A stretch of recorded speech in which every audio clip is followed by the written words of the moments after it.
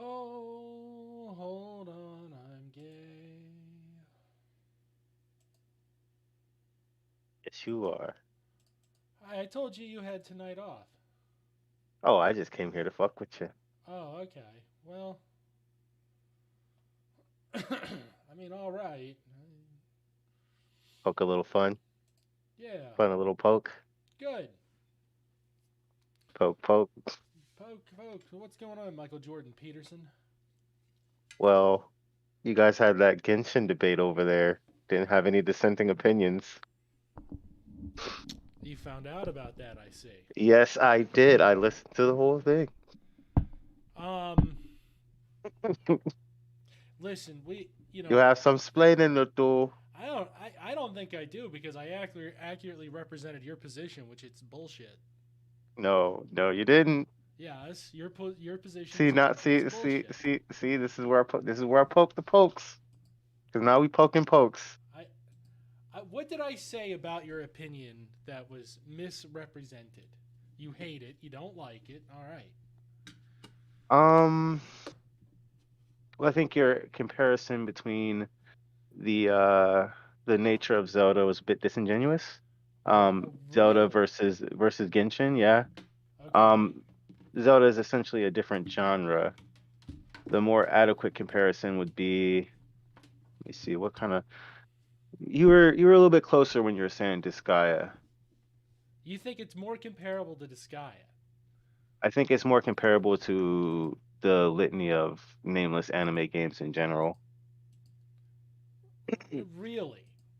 Yes. That's fascinating because the literally Especially when you're comparing that specific last Zelda that happened, or even the former ones, because the former ones was more about exploration, and they did have a lot of experimentation in Breath of the Wild, but their experimentation was sandboxy in nature, which is a very different story from any kind of meta situation.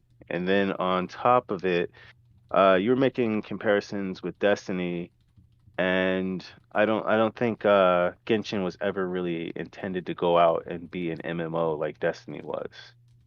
So you're comparing I think as far as like design wise, it's in a very different place from a lot of other things.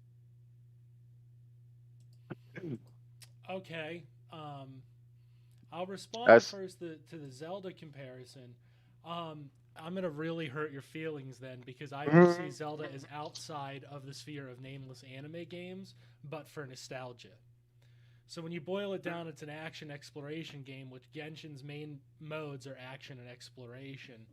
I would Uh, I would I would argue that video game genres don't act like genres in many other scenarios, especially with writing and television. okay. Uh, Video game genres are basically clones.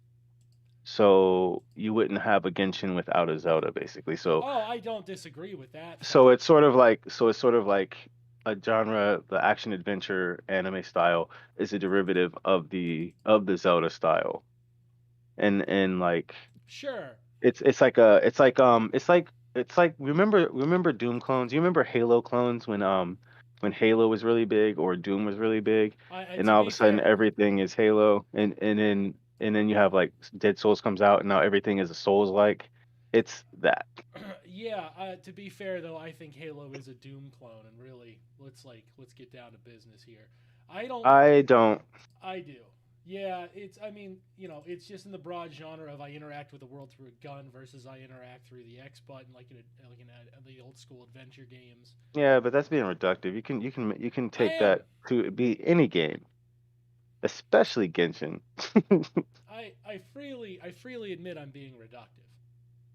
Again, like, oh, you got me. The thing I'd admit to, I admitted to. So, All um, right.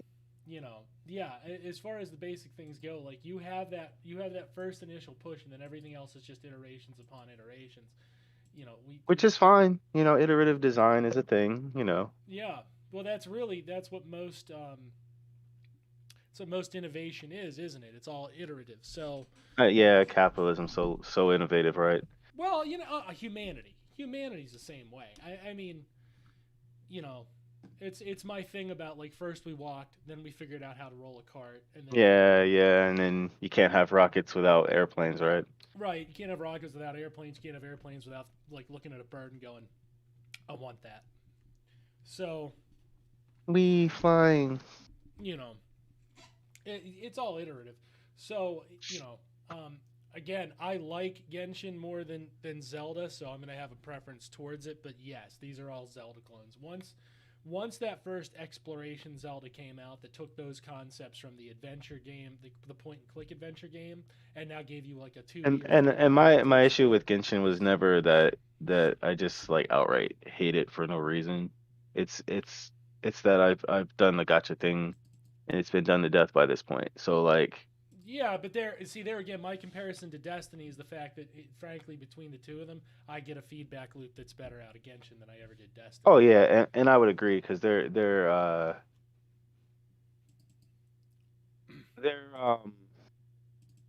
I guess you would call it meta almost. The shifting meta for their weapons and equipment and whatnot is just lazy. Yeah, well, their Without a methodology, doubt, yeah, their they methodology did. is simply ban stuff. Like it's, Hmm. and they make sure to do it when once, I've seen that firsthand. I hate that shit. yeah. But So that's the methodology that most places are getting, and I do also disagree with that in general. that's fine. I did not say that you did not disagree with it. You'll note that I left that out my mouth.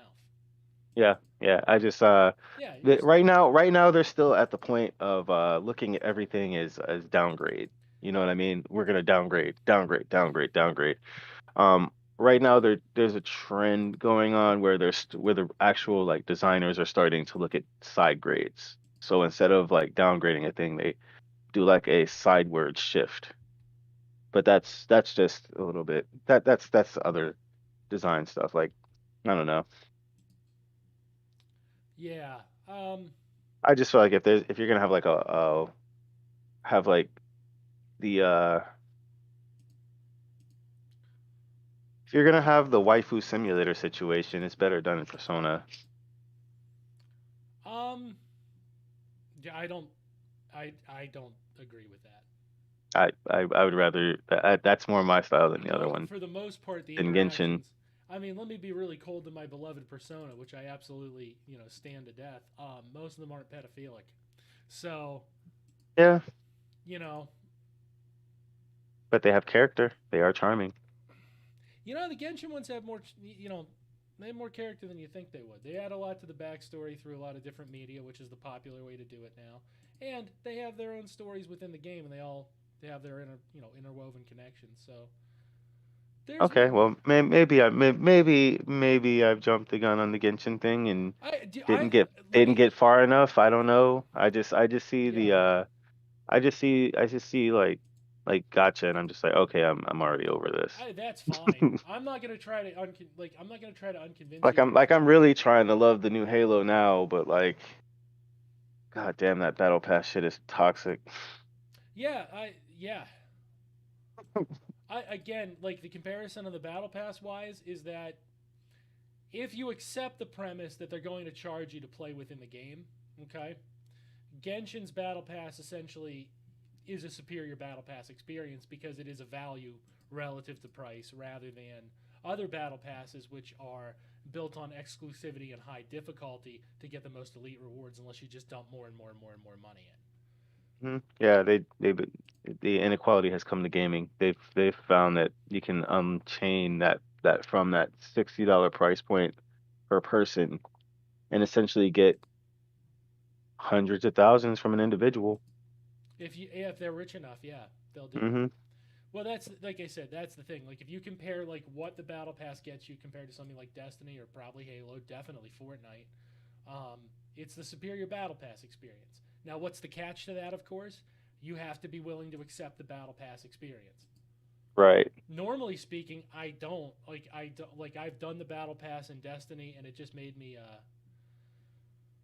Yeah, I jumped ship long before the battle pass, and so I can't exactly compare it to the Destiny equivalent, but I can probably extrapolate from everything else it's how the that looks. it's That's actually probably really shitty.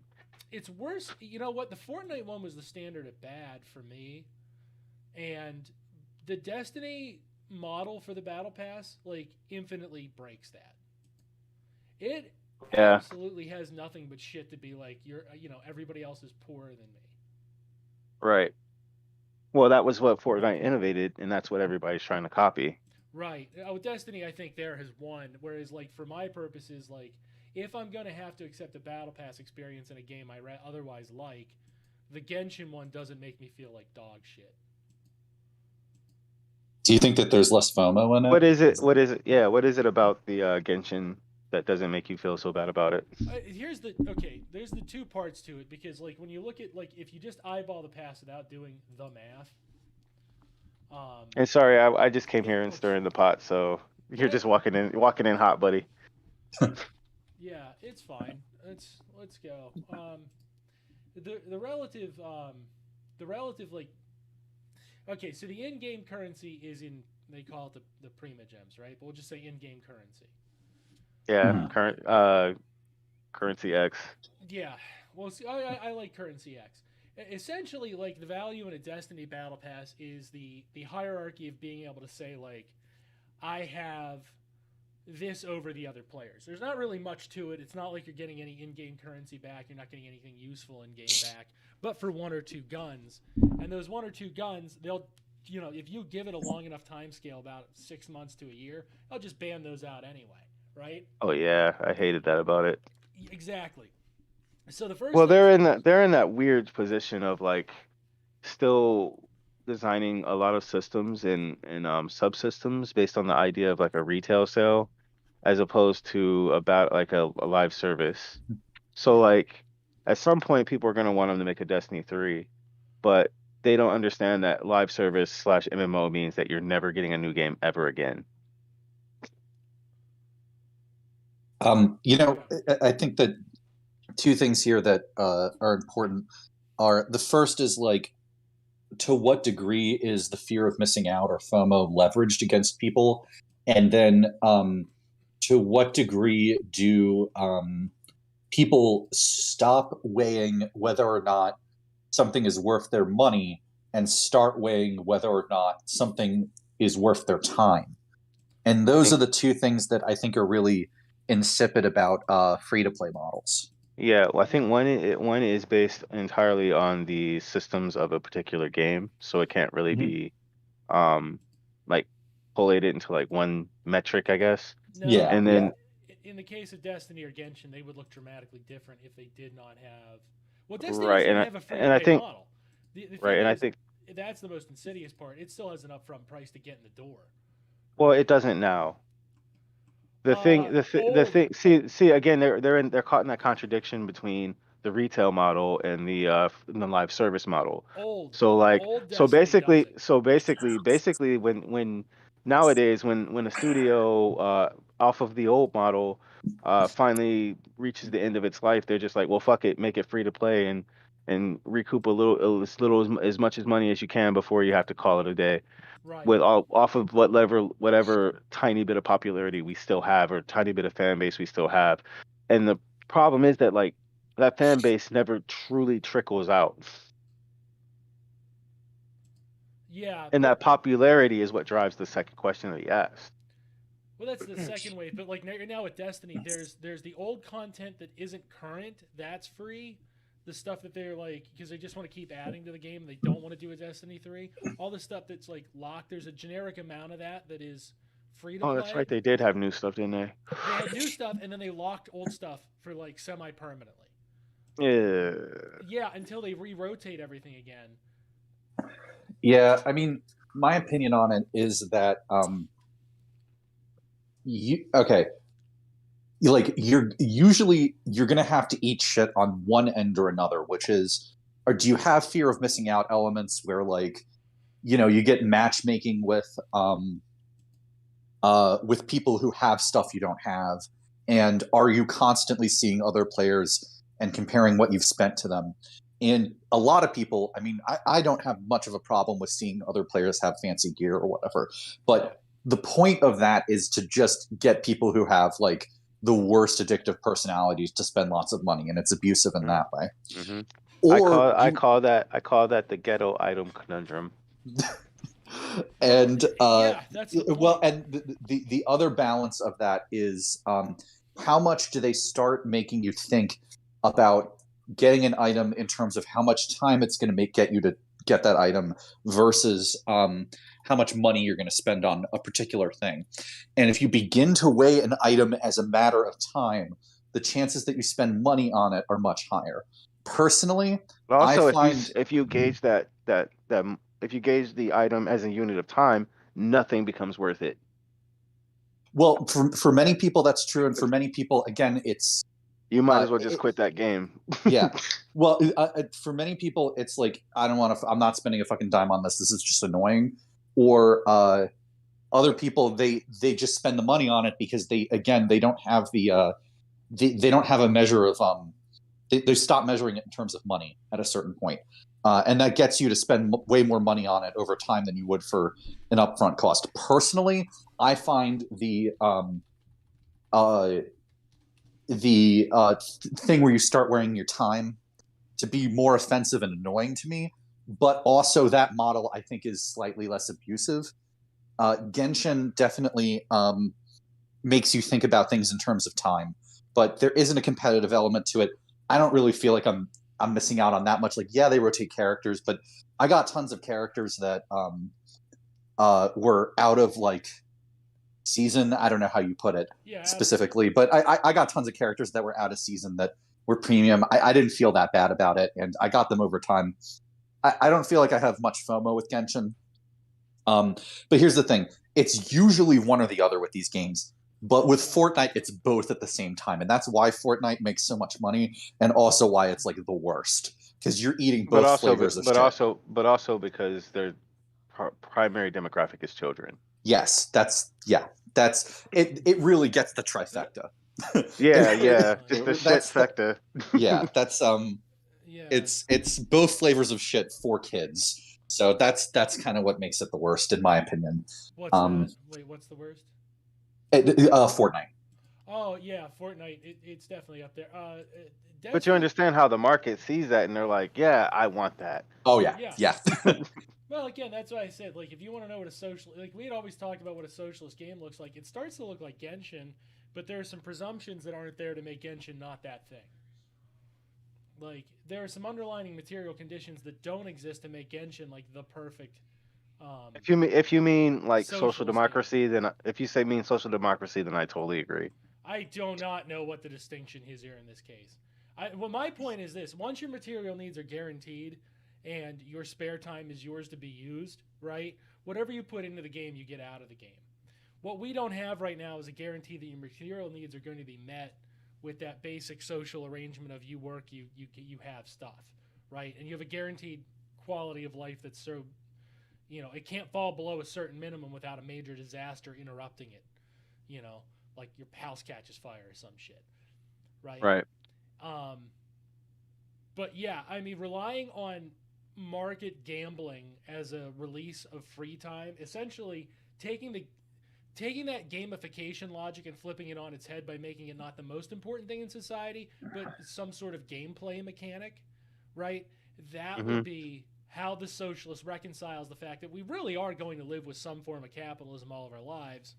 And not in the same way David Harvey believes that people are. No, because it's nastier. It's more digitized. No, not that. It's like every game has an economy now. No, every game's always had a weird economy. It's just it moved on purely fantasy into involving your money. But before you didn't have to actually like build into the game. Like, here's my point though: when we got, I'll say for the sake of argument, we got totally rid of feudalism, right? Feudalism crops itself up in weird ways. We still have prom king and queen. We still have the white family. The way the white family's shaped, right? The extended family where every relative beyond, the parent is still relevant in a totalizing sense. You still have these little trickles of feudalism. Nepotism. In the system. Nepotism. You know what though? Honestly, not nepotism? I back and forth on that. I'm back and forth Okay. on that. Okay. Uh, I can get down with that. Yeah. when we switched from patronage, which was like the evolved form of nepotism, over to this meritocracy bullshit, like that's when the modern world started for me, and that's like the early 1900s, and it progressively has gotten shittier. So the patronage networks, all I'm saying is don't necessarily don't throw them under the bus. If we had more patronage related networks right now, you'd see constituents get a lot more for their dollar. You know what I Yeah, mean? but we'd be in the same position with the consolidation Nah, though. not necessarily. Because in the patronage networks, you had to build a machine. That machine had to deliver to voters, right? So you had to do something good for them. In the case of New York, it was often in the form of wages, guaranteed jobs for voters, etc. Right? Voters were Oh. cut into the deal. Once we switched to meritocracy, Oh, okay. donors become the most important focus because they give you money to run the quote unquote fair competitive campaign. Yeah. So, So the distinction is that patronage is a wider umbrella. it has to by default because if you don't build a machine of voters who will So reliably it has so it's almost a little like more on the socialist scale in that nature. in that one specific nature because there is an Yeah. agreement of power sharing functionally. Yeah. Yeah. So let's not entirely shit on the nepotism. Yeah, Right? now they just buy everything out. Since Give it to their kid. right, they just keep hoarding wealth for themselves to build up generationally rather than having to spread some of it around each every year functionally, or reliably even more than that. Maybe not an overwhelming amount, but more than that. Eat the And rich. right, you would see all I'm saying is you would see like apartment blocks and shit get renovated that wouldn't get renovated now because of patronage networks. So Yeah, I think that don't throw them out entirely. Like let's not say like this meritocracy bullshit is superior to patronage. Oh no. but I would never. but I feel like it's you like a tech tree clicker at this point. yeah, what I mean by my original statement was that if we move to socialism, there's going to be some element of society that still holds that idea of ownership and consumerism and labor. There's still going to be some sort of dynamic within that society. The goal then is not to try to eradicate that completely, but regulate that to something that is functionally pretty fucking stupid and banal. In this case, that idea of like, okay, in this game you can gamble on characters. You can spend your surplus earnings on these characters. It won't hurt there's no way to hurt your material conditions. You can't go into debt doing it. But if you have a surplus, you can spend them gambling on these characters in this market transaction. Yeah, that's fine. Yeah, that's not a bad thing in that case. Suddenly the gotcha element and even the nature of gambling shifts just ever so slightly to the point where you actually can't ever hit flat broke. There's just a threshold cap. There's a hard cap instead of a hard bottom because the sky. But doesn't that just move the goalpost? Because then they're gonna add another game to it and another game that are doing the same thing. The point is that's in that society we can control for the outcomes because we can control for the profit of that very company. It's never just one company though. Okay. They copycat like the moment you make a thing. I guarantee you there will be less companies than human beings that put a power check on that in a socialist society. Oh, okay. Yeah, that's what I mean. So like those kind of banal elements of capital or like even trading card games and stuff like that, like you're going to have a situation where the market is compressed because everybody's theoretical threshold is lower, right? We're just no billionaires, probably not even millionaires. No, probably not. No. Functionally unnecessary. All that surplus can go to things people need, or it doesn't even have to be bothered to be created in the first place, right? Yeah, that hard cap. Gotcha. Right. Once there's a threshold top instead of this quote unquote unlimited threshold, the dynamic shifts greatly. We're premised on eternal. Damn, Squid Games was such a perfect way to put it. Yeah, I didn't watch it. By the way, we're on the. It's actually a lot. Oh yeah, go ahead. No. With your stealth intro. Yeah. Go on. Do okay. The Sons of Tree Air podcast here with Dan Cohen. I'm trying to be really happy because tonight's conversation is gonna. Yeah, we got Michael Jordan Peterson over here, and make Make sure you clean up your room And clean up your room and your capitalists. Wink, wink. and your capitalist. And what was that? What was that self-hating Jew? Let's have you have you do it. Self-hating Jew John Sinclair. Yes, sir. The other self-hating Jew on tonight's podcast. Yeah, but I'm the professional self-hating Jew. True. Your Jew Well, cred in another way higher another than light, we was the original Jews. We're not. We've already done an episode on that. We're not doing that one tonight. I know. I love just throwing it out there. Like, oh, who's gonna take the bait? No, and with that, if you guys want to go, you can. Otherwise, I gotta warn you, this is going dark. Dark. Yeah. I'll be here for a bit at least. Going to 0 dark 30. Yeah, we're going 0 dark 30 because tonight I kind of want to talk about consent. Oh. For tonight, and see, I purposely did this. You going grapes? Yeah, well, I purposely did this. You know, this is the Horny Cranksgiving special, y'all. So let's talk consent and rape. Oh, we know exactly where this is going. Okay, I gotcha. Do Yeah. you, though? Do you? Yeah. Oh, it's So I mean, I can only imagine because you have to include certain things, right? well, we'll find out. So, I want to start. Is it okay if it's for food? How? Yeah. You are just jabbing right at the heart of the matter. Yeah. So I'm gonna start here. Trigger warnings. There. Everything. Yeah. Oh, yeah. Everything. Trigger warnings. That's it. Just go there. Also, I'm gonna play the Doom song now. Doom, doom, doom, doom, doom, doom, doom, doom. I'm gonna Doom, doom, doom, doom, doom. thank you. I'm gonna do my best on this, because I want to start here.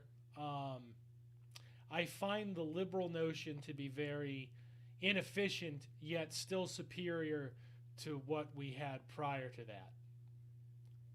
Which you'll find that's often my opinion on a lot of things if you really boil it down. Is the liberal one better than what we had before? Yeah. Is it good? No. So that shouldn't surprise you. And this one kind of hits home to me. So I didn't, I gave some people the night off just to make sure it went a certain way. All right. Well, if you would like, I will go. Well, you can stay. You can stay if you want, but I gotta warn you, I'm gonna be kind of serious here. Yeah. I mean, it could go either way. I mean, I could just hang out, or I could go. It's up to Don't you. matter. So, But if you wanted it to go a certain way, and then I'll get out of here. well, you know, Peace out, guys. you don't. Again, you're really not the. I gave everybody the night off to not isolate one person. Okay. Well. Yeah, so that was kind of the trick. If you give everybody the night off, you're not singling somebody out like they're bad. It's just I don't find one of the sons is very much invested in the liberal notion of consent, which I vehemently disagree with, and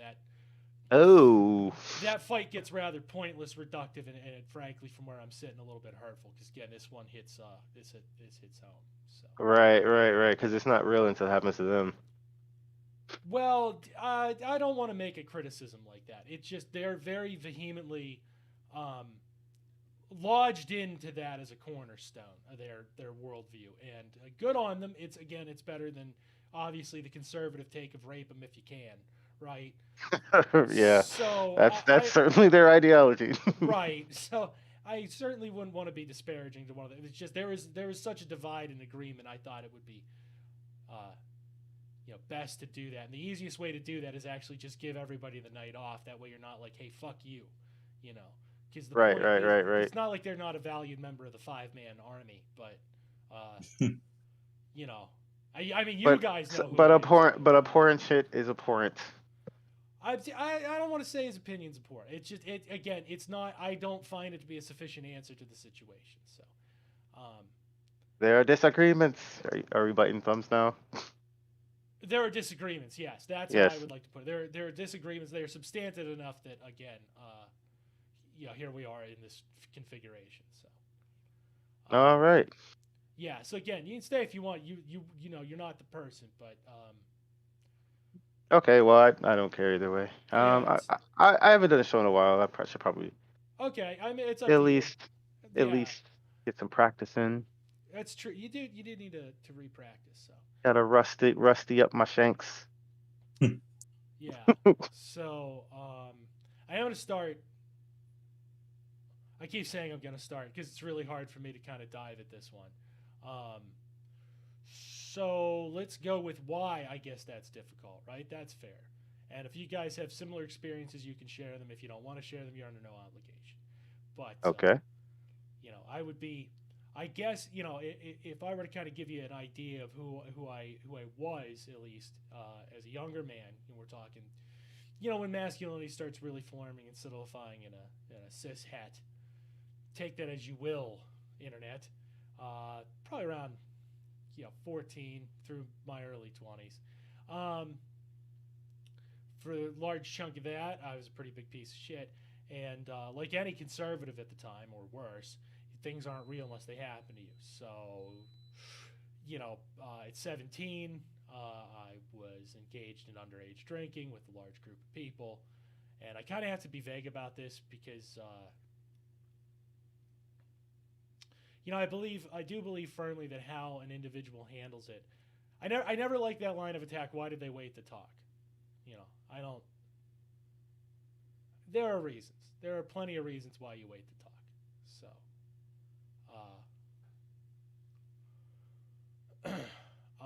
but I was 17 and I was drinking with a large group of people. I got to omit certain details because again, how I choose to disclose this information is my right. Right. Yeah, just a typical situation, right? It should have been not a good one. I will say Oh, and that. then it took a hard. Okay. And then an older woman had also been imbibing alcohol, and I was kind of like Wait, I think you told me about it. Okay. I have privately, and I was kind of Yeah. let's It is what it is. it didn't. I It is not uncommon. I got attacked. Yeah, that's the. Let's just get it out there, right? Let's just kick it right off the fucking boat. No time, no way to get it to go overboard and out there without just kicking it. So I get. But it's the other way, so nice, right? Yeah. Well, that was That's what everybody's they do. attitude. Yeah, yeah. And that's kind of how you have to, at the time at least, play it off. It's like, well, why didn't you do it? Well, there's all these social pressures. And if you notice, I kind of have my face a little bit darker. It's because I don't kind of want you to see how my eyes look right now. So, internet. So yeah. Again, I have to admit certain details, so I'm going to leave it at that, I guess. So I actually really do understand a lot of that. I get really uncomfortable when people start questioning victims, but you have to have a sober head about this, because again, I don't really want anything to happen further, so talking about it is enough, and being vague is fine, I think.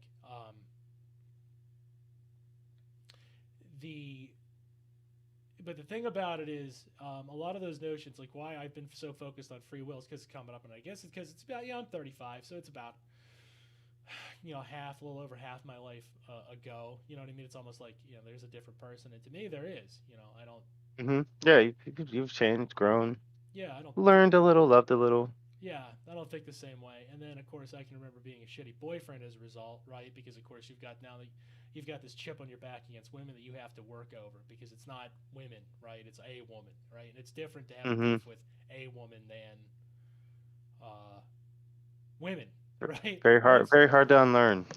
One is the relationship between two individual monads, positive or negative, doesn't matter, and the other is misogyny. So you have to work through those problems, and that takes time, right? So sometimes there's kind of an attitude towards women who are pissed off at men after they've been the victim, and it's entirely true that misandry is not the solution, right? But Yeah, I I get get it. why they would grasp towards that, right? Yeah, a lot of people are like, well, if I had a I no, partner I who get it. was, I get it. It's just yeah, it's because like that sucks. you're seeing like the closer something is to that, in terms of age, in terms of attitude, height, all those visual characteristics, right? All those Yeah, things, it's those people. It's those smell. people show up in the room. They're like, oh, that's no way that happened to you, and they're like, oh, what? Yeah, or like, of course, they're the people who would detract from it carte blanche. hmm So Just revealing themselves. yeah, yeah. So that's the thing. So like that chip, and that's still like, I guess if you were to be like, what triggers Dan? Like that's it. Like I still have like when there's a certain combination of characteristics in a woman that have it's unfair. It's entirely unfair profiling. But I just like disposition changes. I get defensive for little to no provocation, and it's not fair. But and I understand it's not fair, but it is really just like an allergic reaction. That's the best way to characterize it, I think. And again, anybody who's been through it, I can totally understand that visceral feeling, right? But that's not, unfortunately, it doesn't make any of us correct, right? An emotional reaction, Certainly doesn't make things better. it doesn't make anything better. Having an epistemological view on that topic from that perspective is certainly skewing, but it's not, you know, it's not like good. Like it's not a superior answer.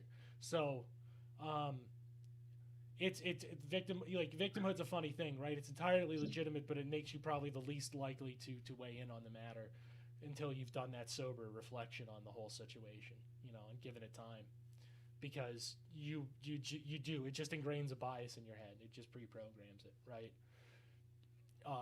And it's a defensive reaction because if you don't pre-program that, it's the probability is you're more likely to get attacked again, and that's not something you want.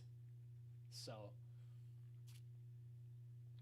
yeah, all right. So I've depressed the hell out of it. So let's talk consent, right? Let's talk consent and free will and why there is a disagreement. So that let's understand the arrangement as it is through the lens of free will, right? Consent would be tacit or explicit agreement to another party's expression of their will, right? I think that's easy enough to understand. So if I want you to make me a sandwich and you go, okay, I make you a sandwich, like that's it. Or you just start making the sandwich, or you make two sandwiches and you give me one, right? All of those are forms of consent because you've agreed to do the thing, right? That's, I think, not really all that exciting to contemplate. And jump in if you feel I'm missing something. Of course, guys, don't Oh yeah, totally would. We No, would. no. don't be afraid to No, no. I mean, yeah. Oh, yeah. continue. So a lot of the notion of consent appears to be a mutual cooperation, right? And this is how liberals overcome the problem of Hobbes's endless war. I forget how he terms it. I don't really care right now about being 100% accurate on the terminology, but the perpetual state of conflict, right? This is how Hobbes overcome it. They overcome it with the notion of consent, in that each individual monad has the power within them to agree to perform an action, allow an action to be performed, right? The ability of permission, and it's focused on a yes, right? It's focused on some sort of yes, hence consent. And I actually kind of don't like that notion because on the merits of the theory itself, if we accept all the preconditions of the theory, then consent 110% of the time works. The problem is once you add it into the model of capitalism, which is maximized on individualized profit, you run into another one of those famous contradictions Marx talked about, right? You run into a contradiction in that securing consent is often more difficult than taking.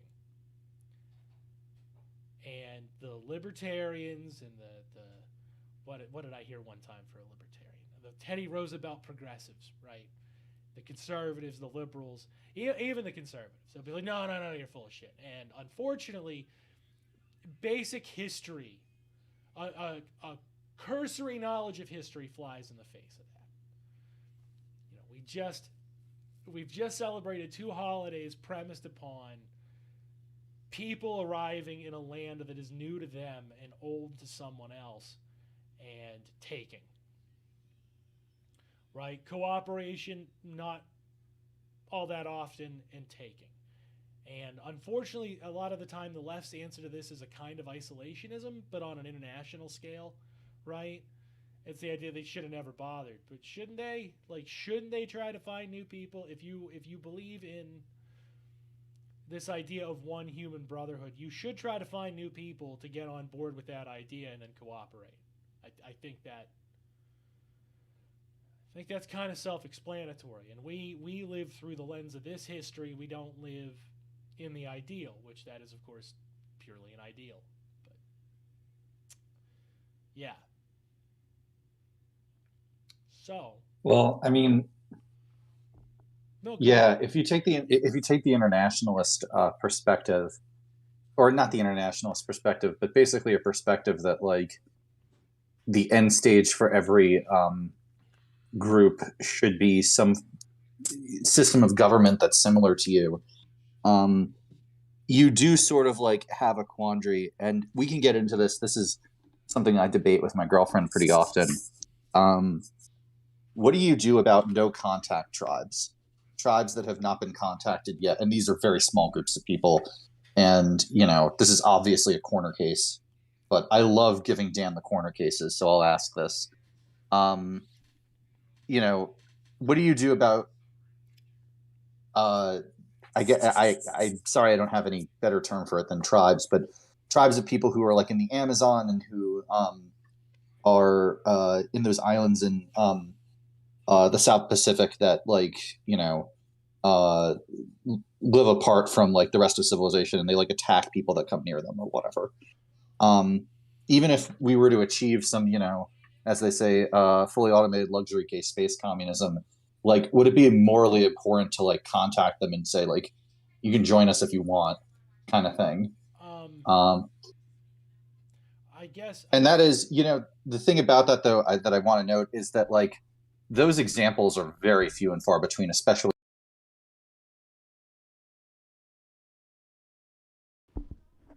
Yeah. Ooh, audio cut out for a second there. Can you guys hear me?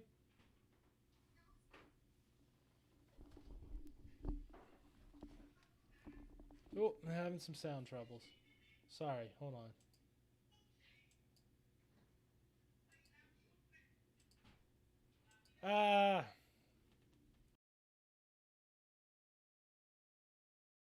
That's all good.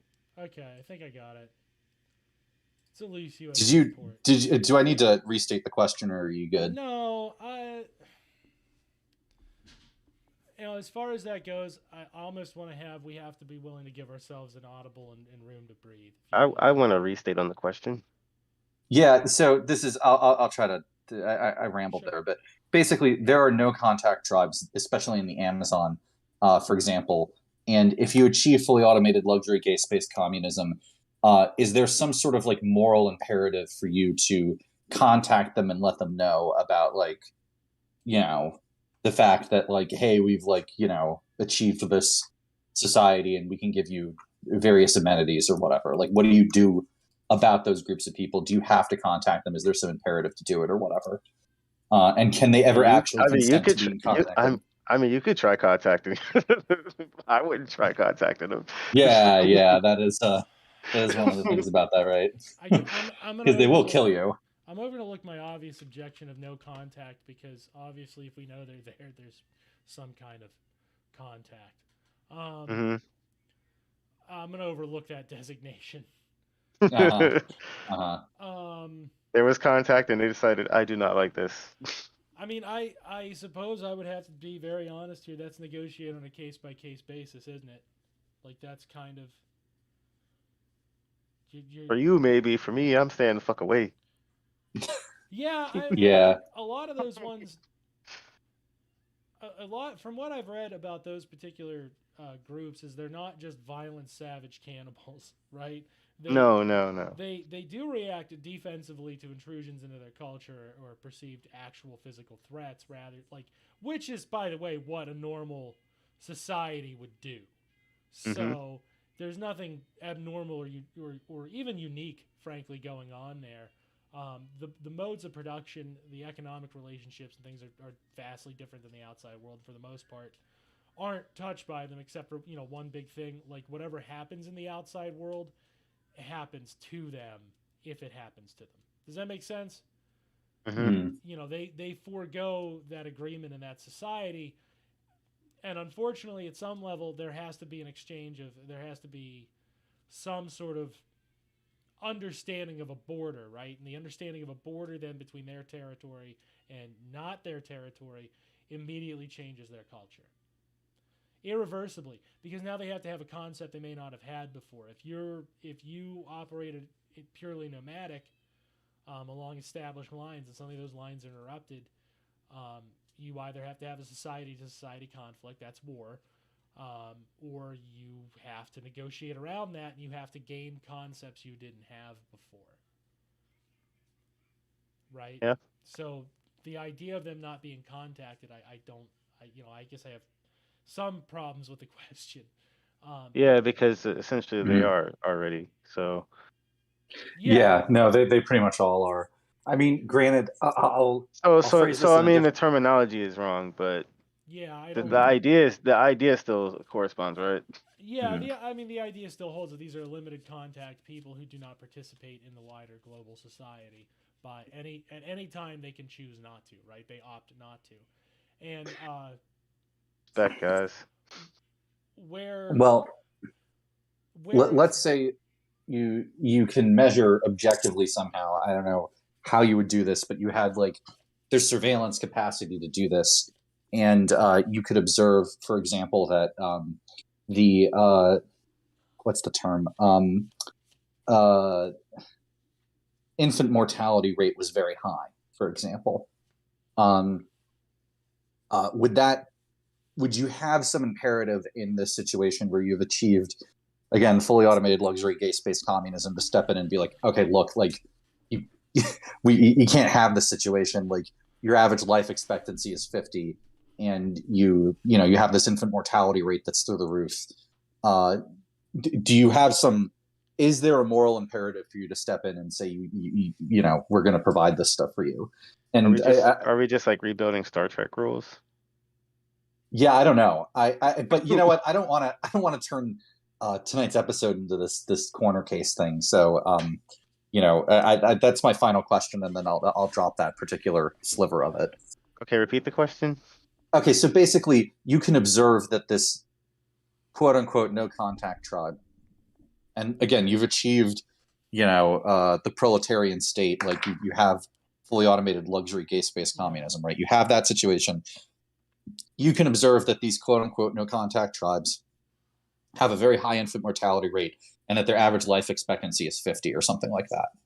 Do you have a moral imperative to step in and be like, there's a better way?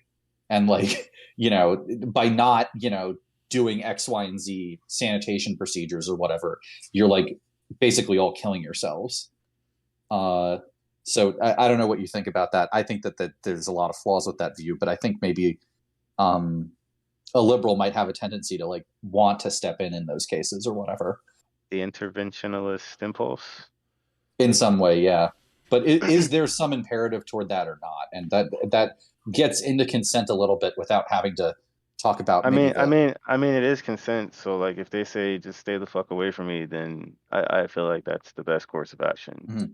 It's the most moral course of action, even if they are killing themselves. Yeah, I don't know. What do you think, Dan? uh, within the limits of communication and the framework, you can present the idea. They're gonna accept or they're not. That's it. and that's you negotiate those paths as they're present.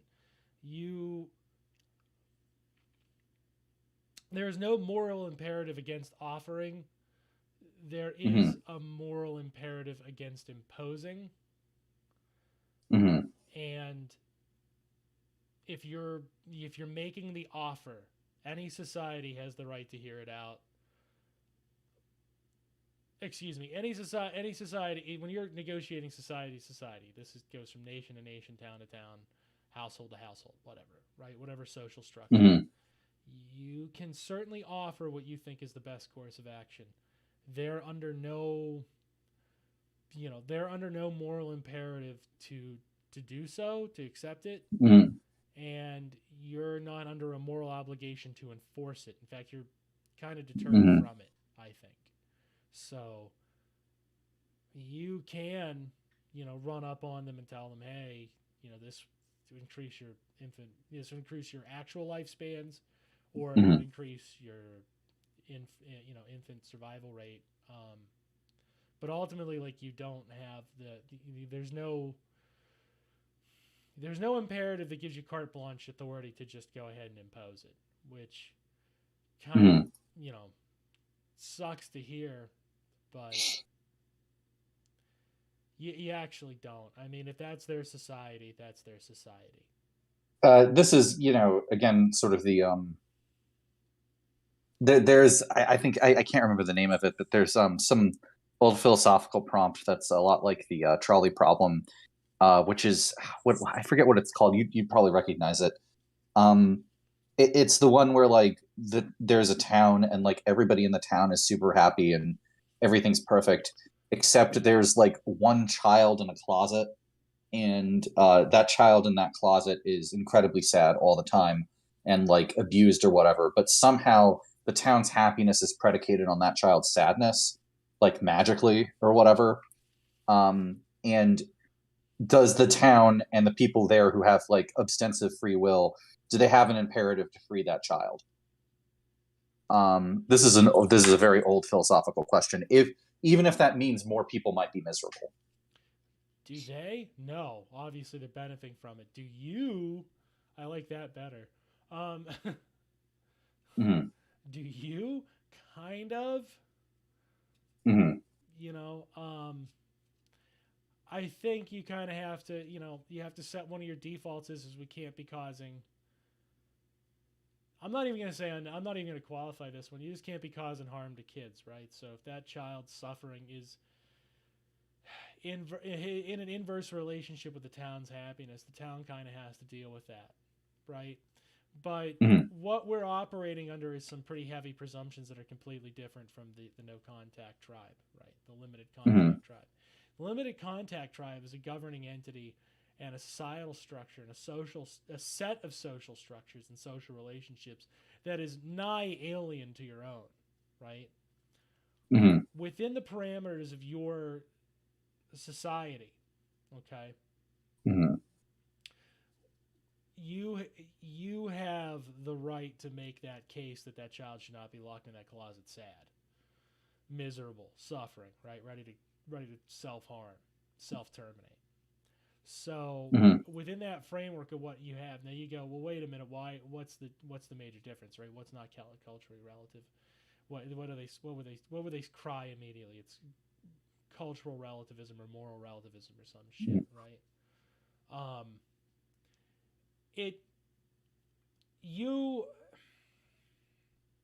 The relativist argument is that they're equal choices. It's essentially a kind of consumerist argument, if you will, in that they are competing binaries and that there's no inherent wrong in either of them. Whether or not you have the right to make the judgment. This is kind of hard for people to hear, but you have the right to make the judgment that you oughtn't be doing that. You have a right to support their victims or even assist their victims in removing themselves from that society into your society where they'd be no longer victims, right? So you have the right to get that child out of that closet and help them.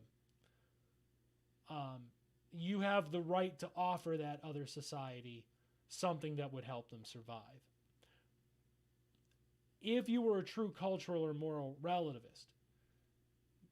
Nope, everything's fine. Everything's great here. That's just how they do things. You don't have to, quote unquote, it's akin to the idea of tolerance. You don't have to like it. You don't have to do it. You don't even have to say it's a good idea. You can be critical of it. But you're kind of stuck with it, right? Mm-hmm. And those, that compulsion almost then, like if you were to extrapolate this one step further, well, if you have this moral relativist argument or near moral relativist argument, this idea of tolerance, right? Disapproval, but acceptance that it occurs, then you can't make a revolutionary argument. You have to be willing to be an interventionist. You have to be willing to take action. But even that falls apart under scrutiny if you look at the relationships, the argumentative relationships, right? So the relationship to the external society that is not like yours at all. That's a different society. How they choose to organize themselves is their business. They all want to participate in that form of society, even at the exclusion of others, which we would say is a bad thing, and we would be right to say. The internal society, the town premised on the child's unhappiness, is presumably a town within your own society. If it's external to your society, you're kind of stuck. You can only offer your assistance to help get that person out.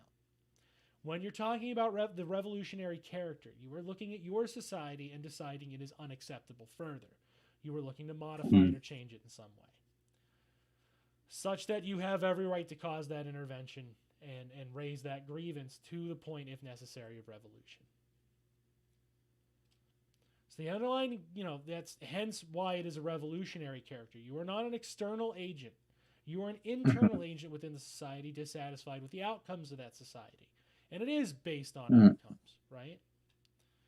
Mm-hmm. We talk about it a lot as it's sort of based on preconditions, but the preconditions mean nothing. It's the outcomes within those preconditions we take odds at.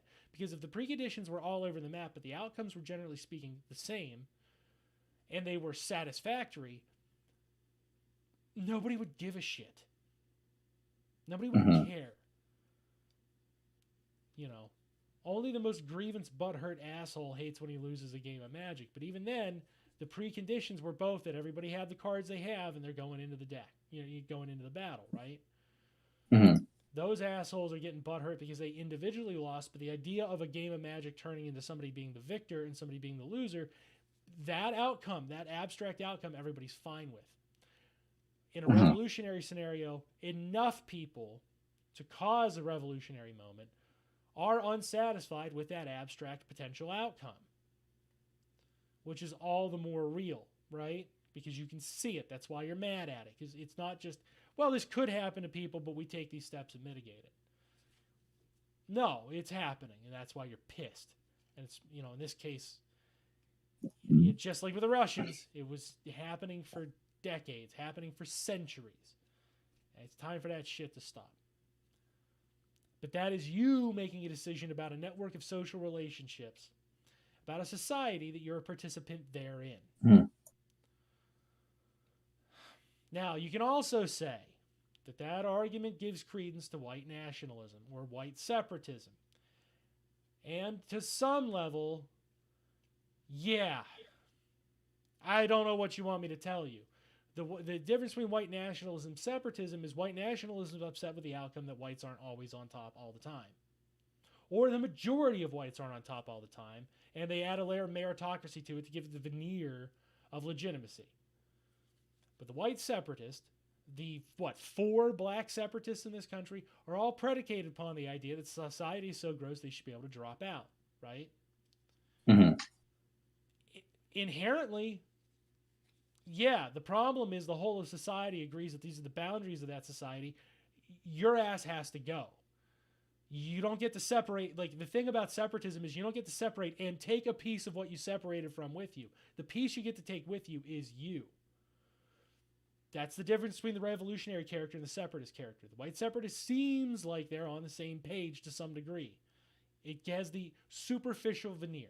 But ultimately, they want to take what everybody else has and say, no, now it's mine and we're separate. I'm sorry, asshole, you don't get to do that. You got to go get your own thing, right? That turns to a form of conquest. You have to go do it. The separatist wants it handed to them. The revolutionary knows they have to take what they're going to do. And in this case, what they're going to take is control of society, right? It also, if you will, if we're going to be cold, it says that that's permissible, that a certain party or a certain group can take control of society. And to that, I would say it's not necessarily permissible. It's not that the society that it's happening to has to rubber stamp it. They're in conflict. There's a contradiction so great it rises to an actual conflict in the material world. It's not just a theoretical contradiction. It is a material contradiction so severe that violence occurs. And that is just a thing that happens in humanity. It is amoral. It's not always good. It's not always bad. Russian Revolution, So, good. The Chaz, good. Founding of America. Are you bad. happening to be referencing the Professor Flowers vouch debate? Not at all. Fair enough. Not at all. Yeah. I'm going to do as little to reference vouch as I possibly can. Oh no! I don't even want to see his name. Yeah, I mean, here's the thing. That clusterfuck. He's absolutely bigger than us, so he would just dunk back with "You're small and have no viewers." Oh wow, God, we didn't fucking know that. Oh, gee, Yeah, we knew that definitely. Yeah. What a sick burn. It's because we don't put what little viewership we have into a toxic relationship with us. Because we're not here appealing to the right, pretending we're appealing to the left. Yeah, we don't try to appeal to the right, number one, who has a de facto toxic relationship, but we don't try to put leftists into having a toxic relationship. You're either here. There's a reason why his only good videos is about fucking right wing shit. Yeah. You're here to think, or you're fucking not. That's what we offer you. You can get into their mind so well for some reason. I'm just wondering what the parallel is here. Yeah. And without any respect to popularity or stardom or fandom or any of that shit, you're either here to think or you're not. We're not gonna give you the vouch. Fucking watching our show is praxis. Oh, it's totally not. It's entertainment. Ours is theory. We're not theory. trying to be digital heroin like Vouch. We're not trying to do that shit like Shu and all. Infotainment.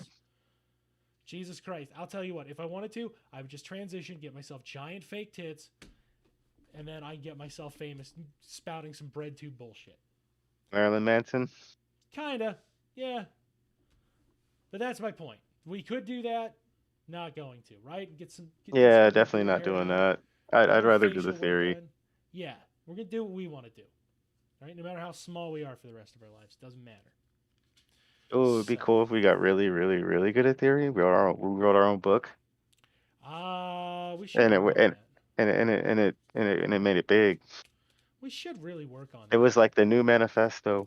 Yeah, I mean, at least as far as I've been concerned, the only thing I've been interested in writing so far, as of late, have been like shorter pieces. Which next week we should be doing, by the way. All humor is anti-Semitic. I've been working on this one. I've been working on this one very hard. It's only going to be like It's only going to be like 2 or 3 pages, but I have been working on it pretty hard. So I am pretty proud of it.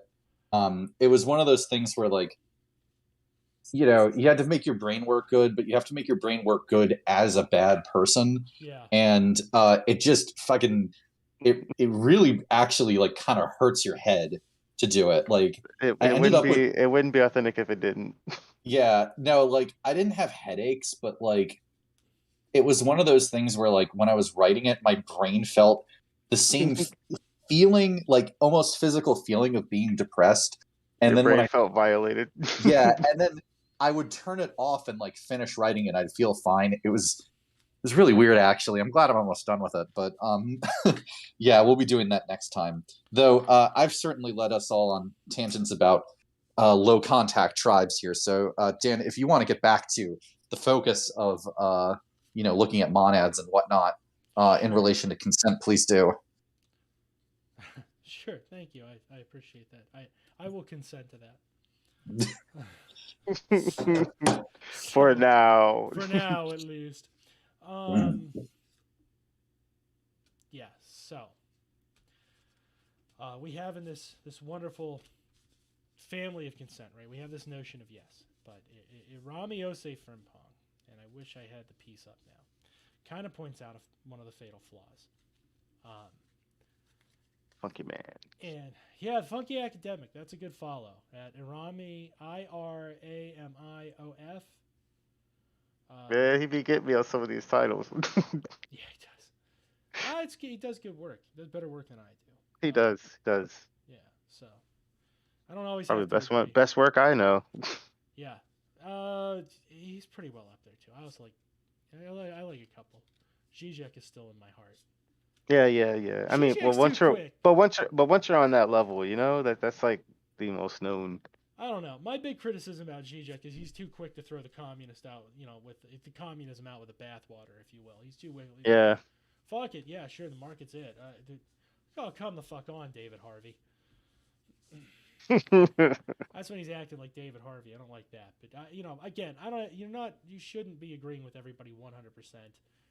From your friends. So they're trying to identify with the people, right? Yeah, to everybody. What better way is it what better way is there than to throw out the communism? Right. But from if you're having a parasocial relationship to an actual friend, you shouldn't agree 100% of the time. If you do, you're just kind of like a tabula rasa that things are being imprinted thereupon, and you're kind of useless.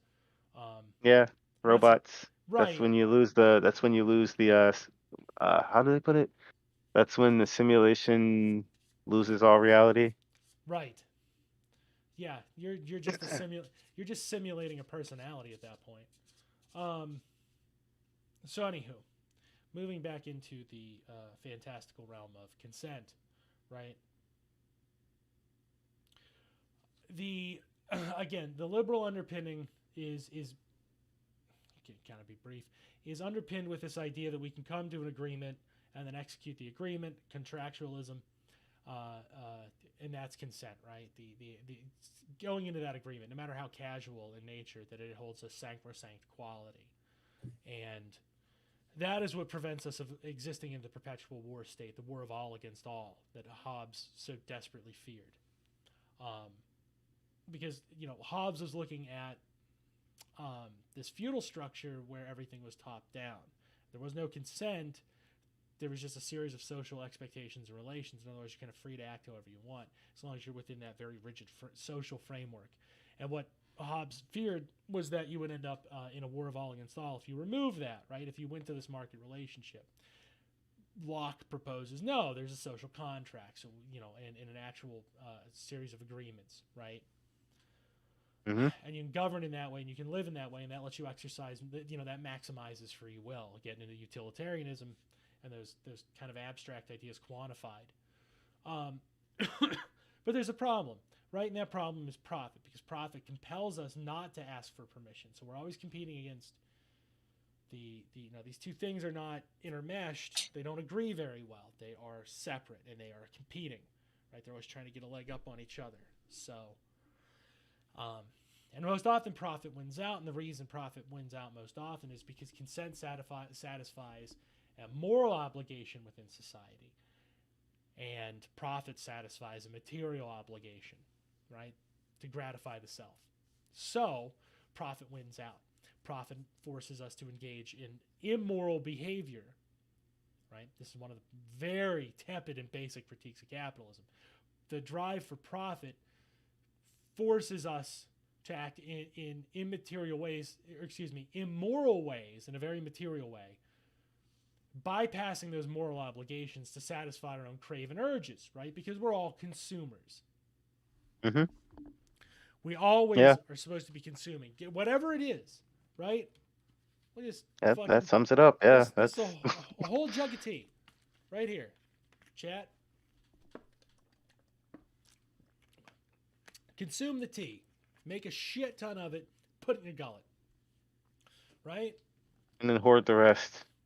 Well, yeah, secure as much as you can and consume as much of it as you can at all times, right? You like pornography? Make sure you're always looking at pornography. You love video games? Spend 8 to 10 hours on video games a day, and make sure to spend a lot of money on them. Right? If it's not your only identity, you're doing it wrong. Right. You should make your consumption choices your personality, your identity. You should make it a characteristic thereof, your identity, right? I misspoke. I told you this one's kind of hard. If you like sex, you should be getting as much sex as possible. You should be consuming as large a quantity of it as possible, right? And we run into that ugly crossroads there because maybe people don't want to fuck you. Or worse. Oh. Or worse, maybe you like it when they don't want to, right? Oh. You should be accruing power and capital and wealth and experience as much as any material object. That's also a form of profit. Acquisition, surplus acquisition is profit. And then it's a competition of how profitable is the thing. And there you go. The problem is built into the society is a contradiction that you should be asking, which is the liberal standard. And honestly, it is the conservative standard. You should be arranging social relations in such a way that sex is agreeable. Both parties want to do it, right? The conservatives really don't have a direct stance against it. But what are they for? Power acquisition and profit, right? At least for their males. For their females, it is virtue acquisition. Virtue is meaningless. I always found that setup so gangster. It is, because they're supposed to be maximizing virtue. And the way they profit in the sexual domain is by picking off one male and consuming his power, if you will, right? Subverting that into their repeat sexual transactions with that male.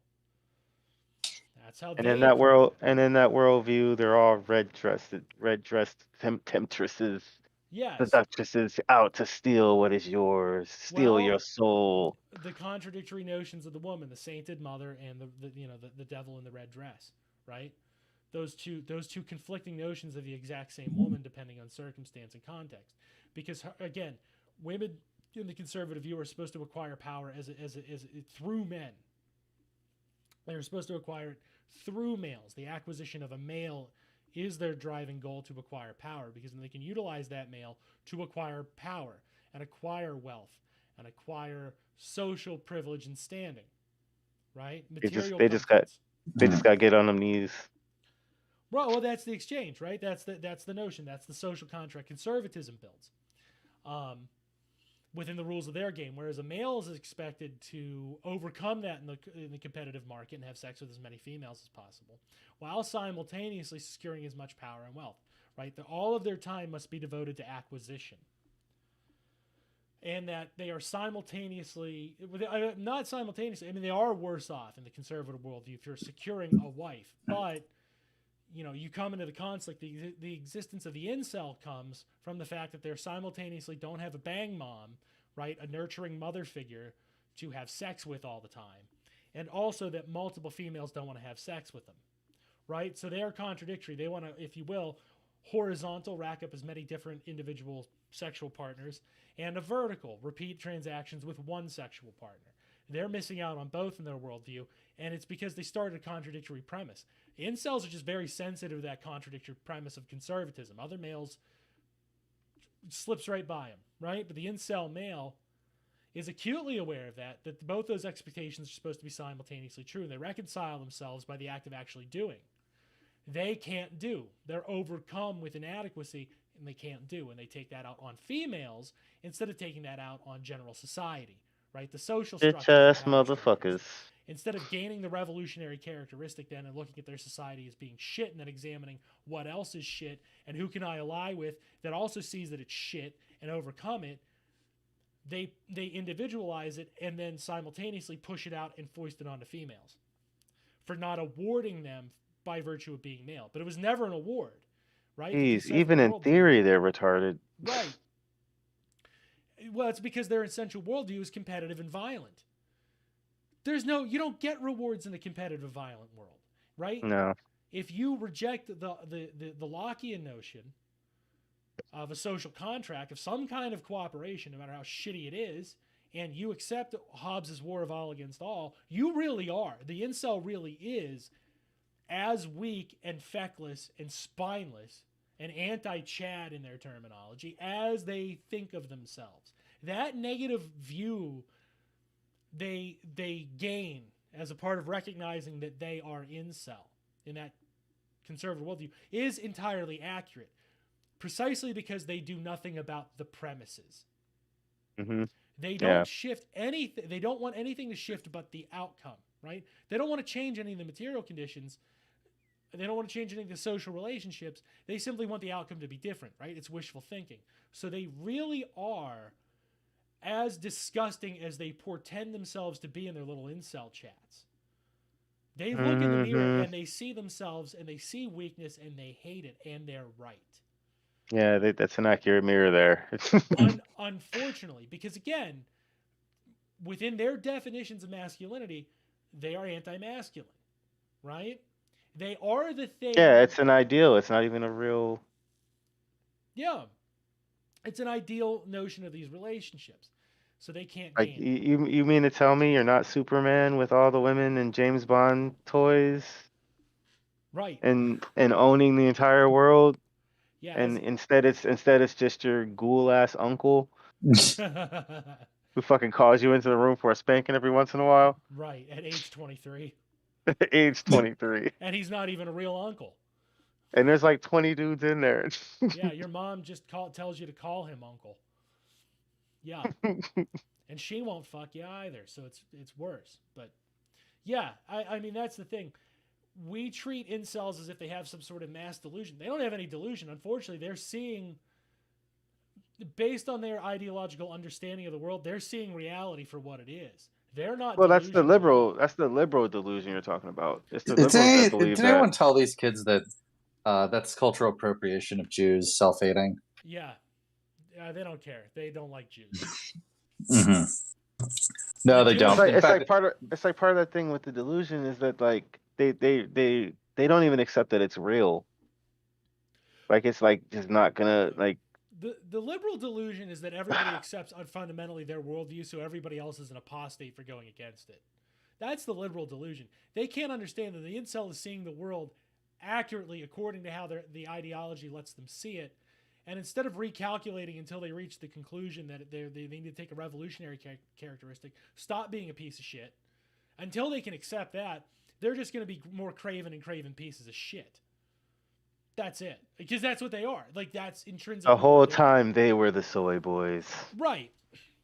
Well, they know it, and that's why they have to call everybody else a soy boy and a cock and all this bullshit. It's because right. they It's know all they're like weak misdirection and reflection and playing Wonder Woman's rings to bounce that shit off you. How else can they see another man that would be bothering to talk to them? Yeah, they have to be gay. They'd have to be just as soy and weak and feckless and a cock and inferior as they are to acknowledge. Demean themselves with cooperation. Right. They're that reciprocation, they have to presume you're on the same footing. This is still dialectics, right? We're still thinking dialectically. They have to see you as another slave because you recognize them, and they certainly aren't the master. So the reason they fight or a rival. Well, they can't see you as a rival. A rival is in conflict. That would be seeing the slave to the master. Their rivalry is with the Chad, or the object, the object of their sexual desire in this case, the Stacy. That's who they're in conflict with. They're not in conflict with another slave, not any kind of serious conflict. You're just another cock soy boy bitch like they are, because you acknowledge their existence. The way to annihilate the incel is to stop acknowledging their presence and stop letting them participate in society, which sounds cruel, but really, the acknowledgement, that's the destructive characteristic. The minute you acknowledge them, right? If you don't recognize them as another human being, you alleviate that burden from them. They don't have to lash out and call everybody a cuck soy boy that they talk to, because they can't, that you're not being seen. They're not being acknowledged as the same. You can't actually acknowledge them. A lot of the time people are like, oh, I feel sorry for incels. I kind of have to talk to them. We have to talk to them. You actually don't. It's not going to help the dialectic situation. It's not going to help them. You have to let them wallow in the fact that their equals are shit, and that to overcome being shit, they have to get out of that line of thinking. You can aid them in that, but Have you tried converting them? simply put, isolating them, silencing them, not letting them talk, treating them like an underling lets them know that they are intrinsically different. And either they run away or they want to act, they'll be forced to act in a way like the rest of society. You have to isolate. There's no carrying them out of it because what they're craving for is undue care. Answer. They crave undue reward and privilege that they thought that they believe they were entitled to and failed out on. So you can't annihilate. Yeah, because it's like one out of every 10,000 that does good for themselves, well for themselves. Yeah, that's it. Not even. There's like billions of people in this one. It's probably like one in every fucking million. It's a horrendously low number.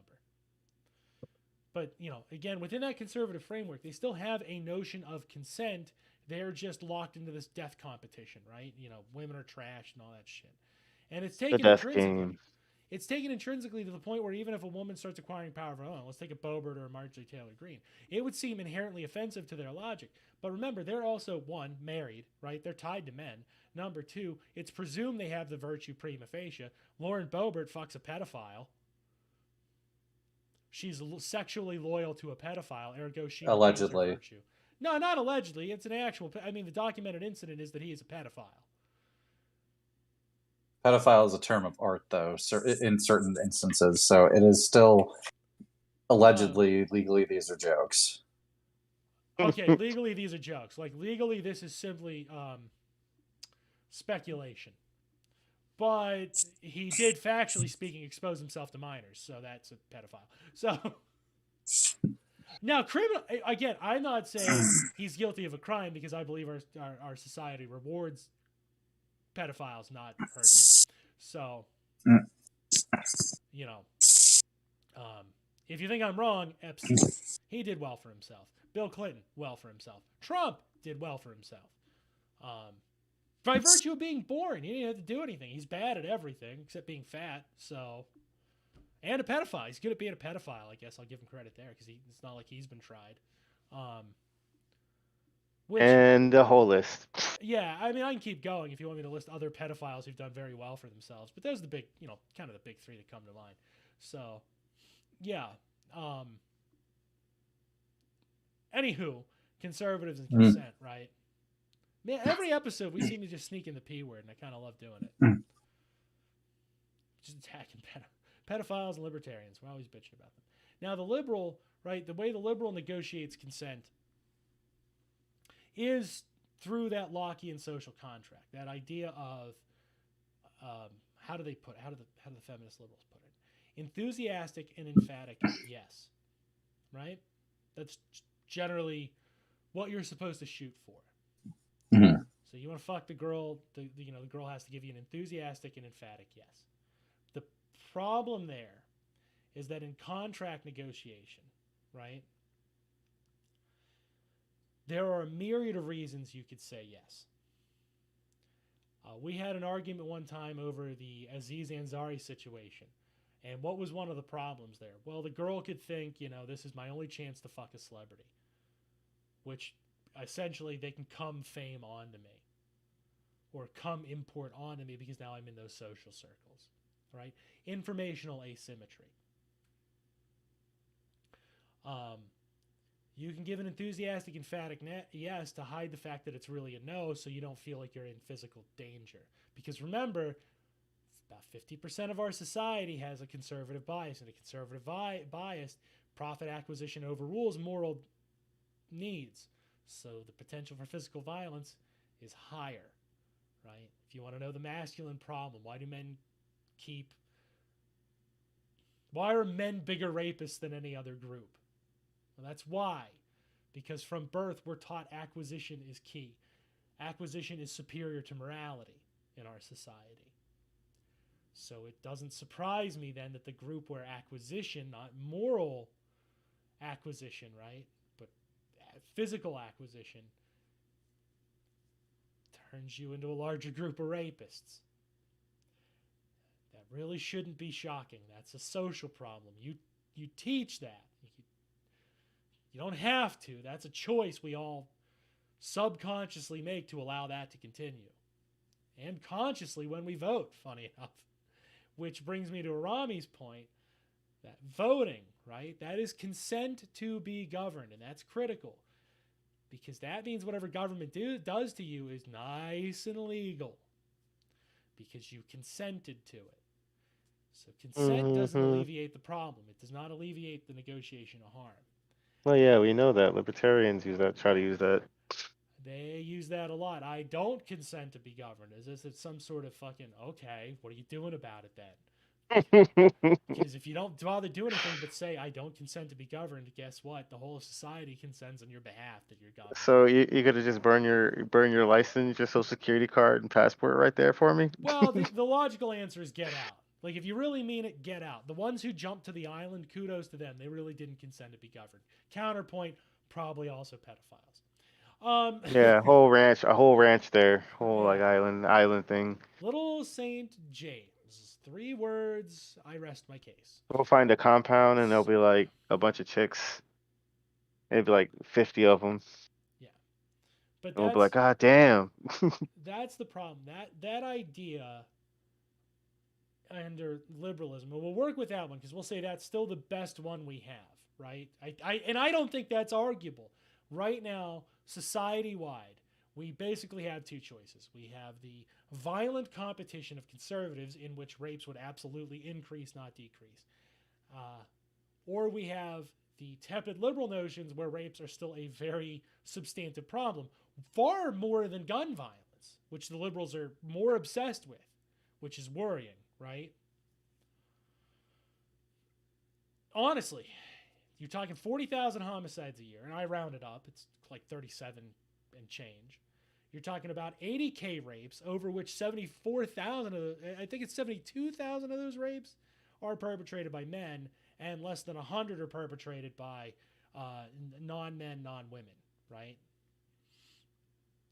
Yeah. So they're very fixated. Oh yeah, they're On the so gun eager violence. they're so Yeah. eager. Yeah, they're very fixated on the gun violence, but literally a twice as brutal problem is rape. And of course, rape leads to self-harm, suicide, breakdowns in social relations. How you not even gonna family relations. how you not even gonna check the kits, bro? Yeah. It leads to lifelong problems. Case in point, look at how insane I am.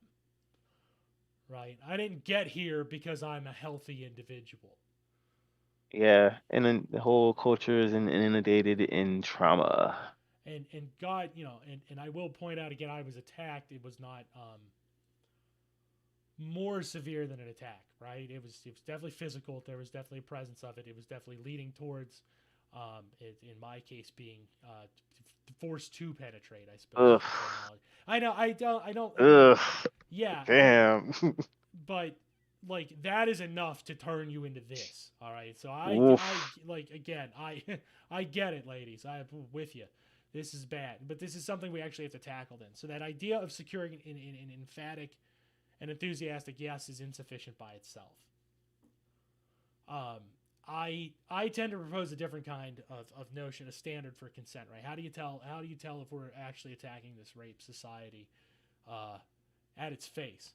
And number one, I think this is going to be obvious, but let's jump over to Kyle Rittenhouse for a moment, right? Well, however you feel about that, and personally, I feel like if you're a vigilante, and he was, the moment you take force in self-defense, you're just perpetrating a crime, right? A serial killer's victims who inflict defensive wounds, right? That doesn't give the serial killer rights to claim self-defense for killing them. Then, we've come to that conclusion. Right. So, however you feel, whatever. We're not here to debate Kyle, but I'm just saying that's my thoughts on it, right? But within that framework, liberals were calling for a 17-year-old male, to go to jail and be raped. And you kind of have to stop doing that, don't you? No. I think if you don't want to live in rape world, I think the first thing you have to do is stop calling or start stop trying to use utilitarianism to be like, well, this one rape would stop 10 murders, then we should allow the rape, or well, since they did something bad, it's okay if rape happens to them. Hey, so all those girl bosses out there, how's that gonna go against grapes? What? Girl bosses versus grapes? I don't know that one. No, I put a G in front of the rest. Oh, Yeah. Coded language. we're coding it now. Yeah. Girl bosses versus grapes. How does that work? Have you guys really thought that through? Well, in the actual sub-feminist culture of the girl boss, as long as the girl boss is doing the rape, which is what brings me to the table to begin with. So, I always knew. I don't pass. know. So sus. They are so sus. Yeah, I don't think anybody should be rejecting feminism out of hand, but you should be willing to absolutely fight tooth and nail against the girl boss. Because Yeah. anybody who They've puts taken they've taken liberation and perverted it. yeah, the cake boss, the burger boss, the girl boss, fuck the boss. That's the whole thing we're trying to get away from. That's That's the whole thing that puts you in that position. I actually saw a very interesting video essay this week that was about Sex in the City and the end of history. Yeah. And it was really good. I mean, I would have never connected the two, but the thing that's interesting about it is that like Sex in the City and the girl boss trope is a manifestation of the end of history because it's something called post-feminist, which is the idea that like we're after the women's liberation movement, which means that like the only thing that women actually need, they don't need these they don't need things like the family unit, they don't need to have kids, they don't need a man in their life necessarily, whatever. The only thing they really need are like material goods, and that can stand in for all of those things. Right. And the thing about Sex in the City that's so interesting is that like it's supposed to subvert the idea that like these women need kids or whatever, right? But at the same time, they're incredibly self-obsessed and like at the detriment of like other aspects of even their health. They like have a giant shoe collection that's worth like 40 grand or whatever. Yeah. And the thing about that is that just trades one really misogynist view of women for another. Yeah. Kind of, yeah. It is similar to that, but I guess it is sort of femcells for her, kind of. But yeah, it's just the notion, instead of them being nurturing, caring people, they're like completely self-obsessed and like love shoes. And that's just as sexist as like saying like they should just be child factories. Yeah. Narcissism is a social disease. It's so hard for them to envision anything different. Like, yeah, sort of like how like lesbian couples mimic the normal dynamic you get in a hetero relationship, right? And it's just because it's what people know. Well, yeah, if you know power asymmetry, you're going to see that mirrored.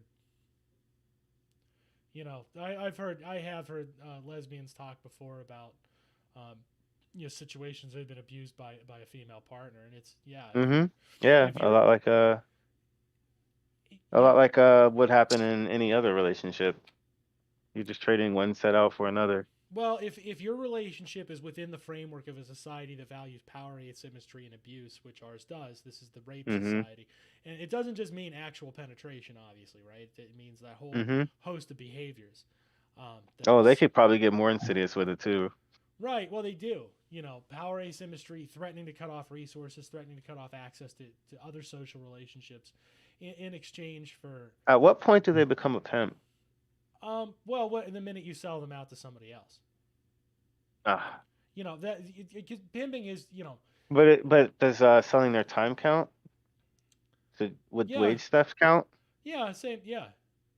Okay. Well, again, I mean, those relationships stem from the economic. Like, we think of those as being fundamental. The Cerf family looked different.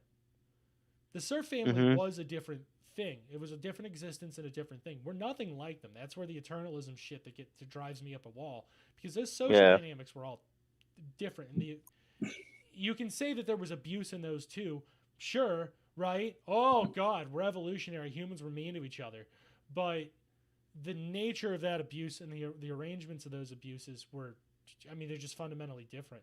Mm-hmm. You Yeah, know, yeah. even if the sanguine acts might be the same, the purpose behind them, how So the acts are executed, all that stuff changes. So Yeah, what I want to get back. even the landscape of the actual place that they're at is different.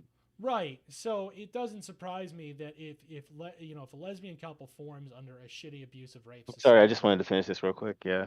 yeah, Mm. if it forms under a shitty abusive rapey society, then the idea that that abuse can happen within that context is of little to no surprise. Uh, That's why they're out here supporting capitalism and not and like seeing all this stuff and like, what? well, there's You two. mean we can't get rid of that? Like Yeah, well, yeah, if you like will, what did you think? You've already signed the contract. there's loosely four groups of lesbians, aren't there? There are the lesbians who are like us. They are revolutionary. They don't want to have those relationships predicated and tainted by that. They want to be able to participate in life. They're nothing different than us. There are the lesbians who have the hodgepodge of political ideas, and some of them line up with our ideas at different points. They intersect with everybody in different ways, right? Those absolutely exist. There's the conservative lesbian who is more like Ooh. the rapey role models of the right. And there are liberal, girl boss lesbians who believe that only they should be doing the raping, just like every other filthy liberal. That they get to determine what rapes are justified. That's, again, those are kind of the four. If you really want to break down society, those are kind of the four different camps. I have the right to determine what rapes are, and you don't. What rapes are good, and you don't. Be they economic, be they social, cultural, political, sexual, whatever. Put a modifier on it, doesn't matter. Somebody believes that they are the only ones who are justified to arbitrate that based on their identity. Those are always liberals. The conservatives believes they always have an inherent right to do all of those things all the time because they're conservative, right? They are endowed by their birth and their force of will. There are the independents who have all these wishy-washy opinions everywhere and agree just as much with you as with any random conservative or liberal, depending on the topic. And then there are those with the revolutionary character like us. That you can just trade an identity, lesbian, cishet, whatever, heterosexual, fucking black, white, Jew, it doesn't matter. Just switch an identity. Those four types of people exist across the spectrum. That's why Myers-Briggs is too fucking, that's why that's voodoo astrology, because there's four. It is. It There's really fucking is. four. And most people fall into the hodgepodge of ideas camp. The other three are actually very small. Yeah, if you look at it, it's just a standard bell curve, really. Yeah, basically, the standard deviation is hodgepodge of ideas, and then everything outlying that is the rest. Yeah, they're sneaky science. Ugh.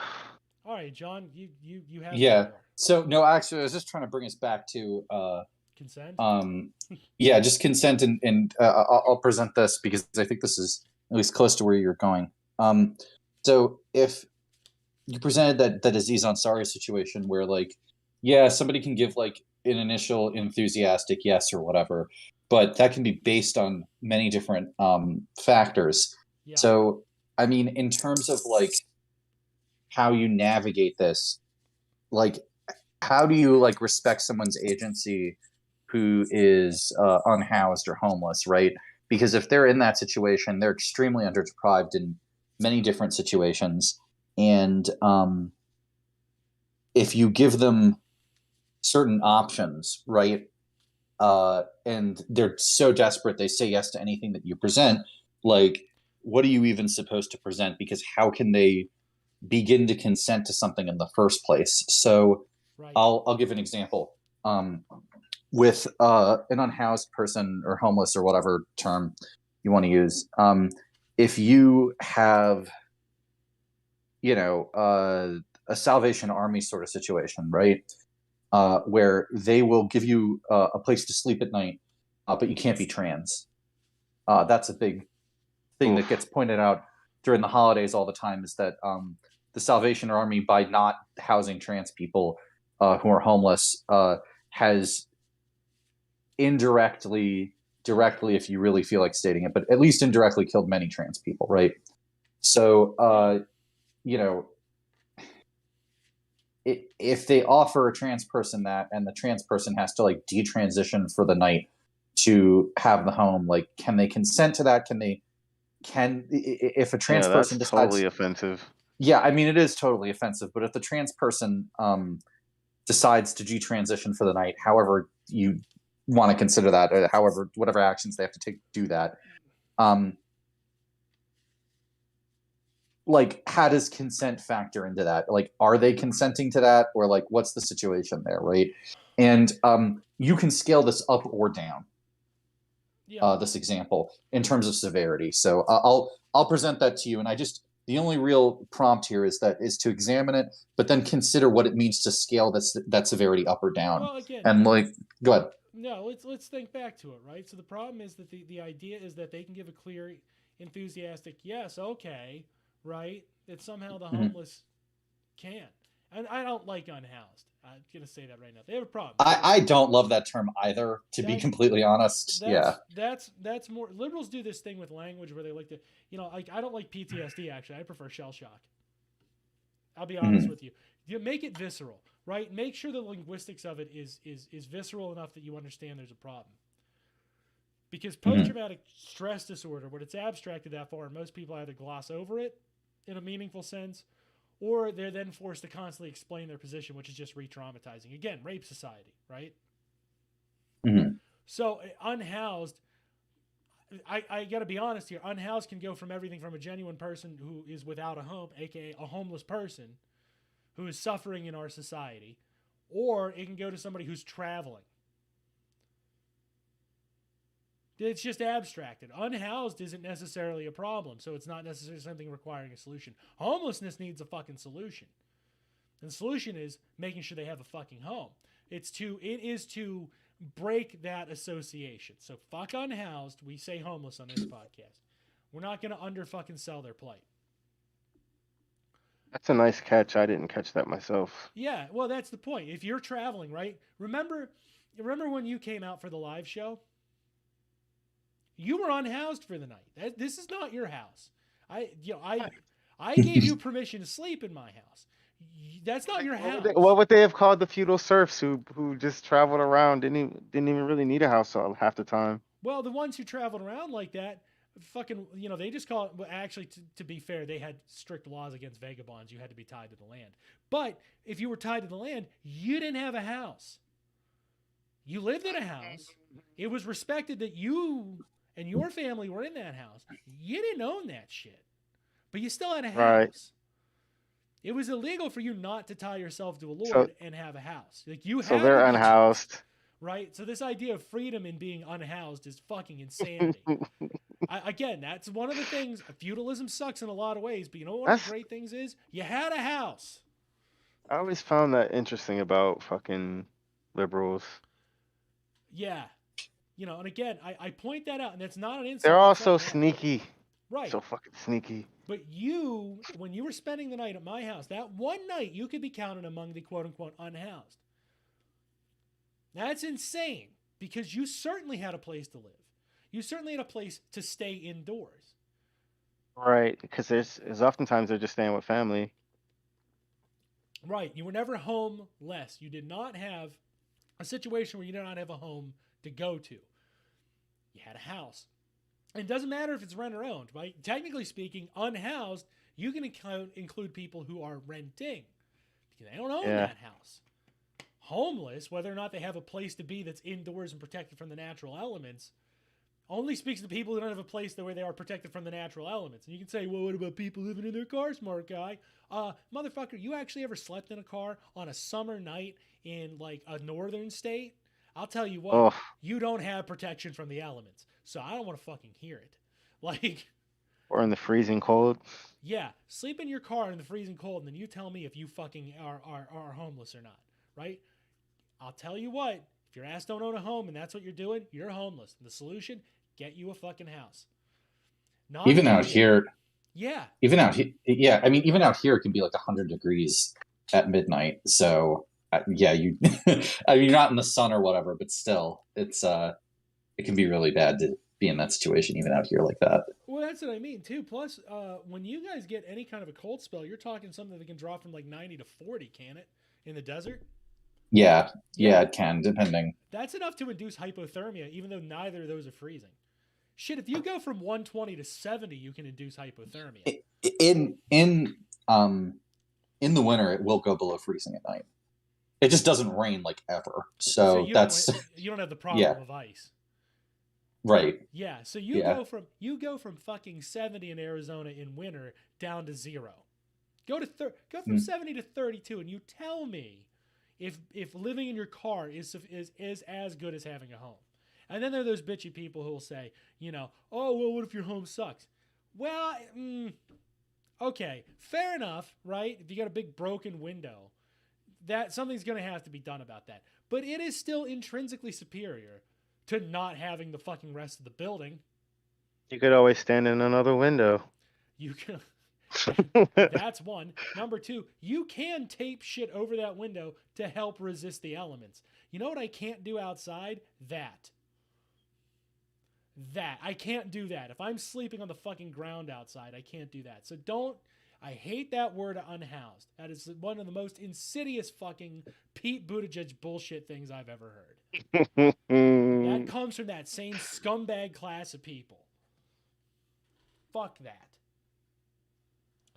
But in that scenario, if I say that I want you to work for me for $0 an hour, right? I want you to paint my fence. I want you to paint my fence, and I'll let you sleep in my basement tonight. The classic idea is that there's nothing rapey about that, because I can give an enthusiastic yes, and there's clearly a contractual agreement. Quid pro quo, something for something.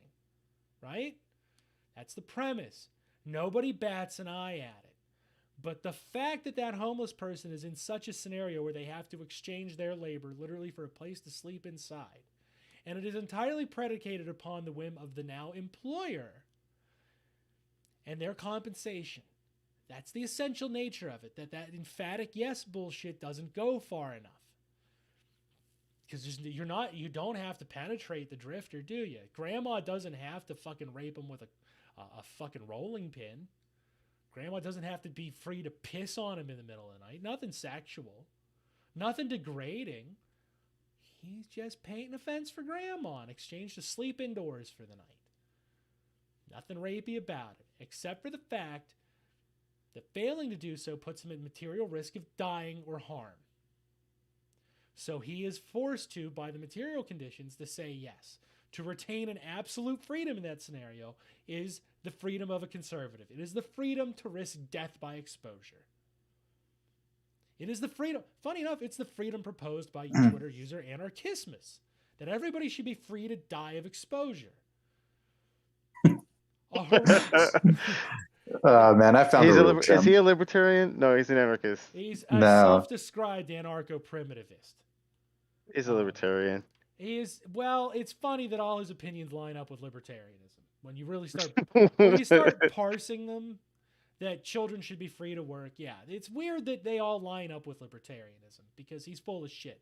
He's some dumb, honestly, FBI plant. If not an FBI plant, if that person is not an FBI plant, then that kid has just been so severely abused that they've gone insane and needs to be institutionalized for their own good. That's not somebody you want running around society. It's not. That's a dangerous person waiting to happen. Because they're predicated upon this notion, all the wonderful rhetoric in the world. But Harvey Weinstein had a lot of wonderful rhetoric too, and look what Harvey Weinstein was doing. Rhetoric doesn't mean shit. And when your core beliefs all boil down to the same violent beliefs as a libertarian, yeah, you're dangerous. You are actually the dangerous conservative everybody should be worried about. You are a disgusting thing and abhorrent. And I hope it's just mental illness. I hope they've just been, because that is the best thing for them.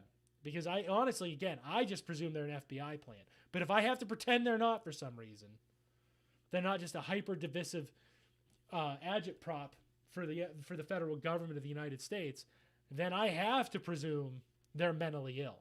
Because otherwise, they're just a bad person. Completely alien to me. Their notion of society is different, and they're disgusting. And they can do what they want, far away from where I'm at. So, okay, to bring this back to consent just for a second here. Again. Yeah. Here's another question. Sure. So you present all these scenarios where a person's material conditions force them into a situation where they say yes to something that's suboptimal. Right. Now maybe that's an unfair way of framing what you're talking about in some capacity. It's not unfair because it's exactly what I'm talking about. The idea of an emphatic yes is a false thing because what it presumes is everybody has a set of material conditions beneath them, and the request asked of them is banal enough that an emphatic yes is the optimal solution. Well, here's the thing about that, though. Doesn't that suggest that if somebody's material needs are not up to satisfactory levels in some capacity or another, that their consent is constant? They just can't consent until their material conditions are good or adequate in some level. But here's the thing about that. In terms of like, okay, here's the main thing. Doesn't that forsake all forms of mutual aid that don't just immediately get somebody up to a particular comfort level, right? So, like with a homeless person, for example, if I were to, I don't know, volunteer for a soup kitchen, and something along those lines, or not even that. More to the point, if I were to bake a bunch of food and hand it out to homeless people, can they consent to the food if can they consent to the food if I'm not also housing them? Because what if I'm giving them food that like isn't the best food ever or something along those lines, right? Like, isn't that like against their consent in some capacity? And yeah, this is incredibly minor, one could argue, but like, how do you even resolve that? I'm curious what you think, because that just means that if somebody doesn't have the standard comfort level of like a good income and a home, then they can't consent to anything, even minor assistance. Necessitous man is not free. Presuming, let me put it this way. The way liberals use that word consent is reified. It explains two different phenomena, right? Mm-hmm. The first phenomena is agreement in action. In that, it is a permissive thing. Okay? So when you say they can't consent, the premise is that there's something preventing them from yielding that permission. Okay? They've been severely injured and are unconscious. They're severely intoxicated and can't, by a reasonable person standard, we'll use that term, think in a way that a reasonable person would. They can't reason, right? In that sense, there is no barrier. That's why it's supposed to be something that's equalizing, right? You can consent or you cannot. The other end of it is that it is meaningful or not. So there is permissive consent and there is meaningful consent, if we're going to break these terms down. A meaningful consent is, does that have a weight wherein these two parties are negotiating on equal enough footing that they can both make a rational decision for themselves? If you walk around handing out food, right? If you walk around handing out food to the homeless, and they accept the food or reject the food, they can freely, within a reasonable standard, say yes or no, right? They can give permissive consent. They can withdraw it or withhold it, and it is meaningful because it'll be the difference to them eating that meal or not, right? Mm-hmm. What we tend to mean also, if you will, you can tack it on as a third thing, or you can treat those two facets of consent, permissive and meaningful, as its own kind of idea.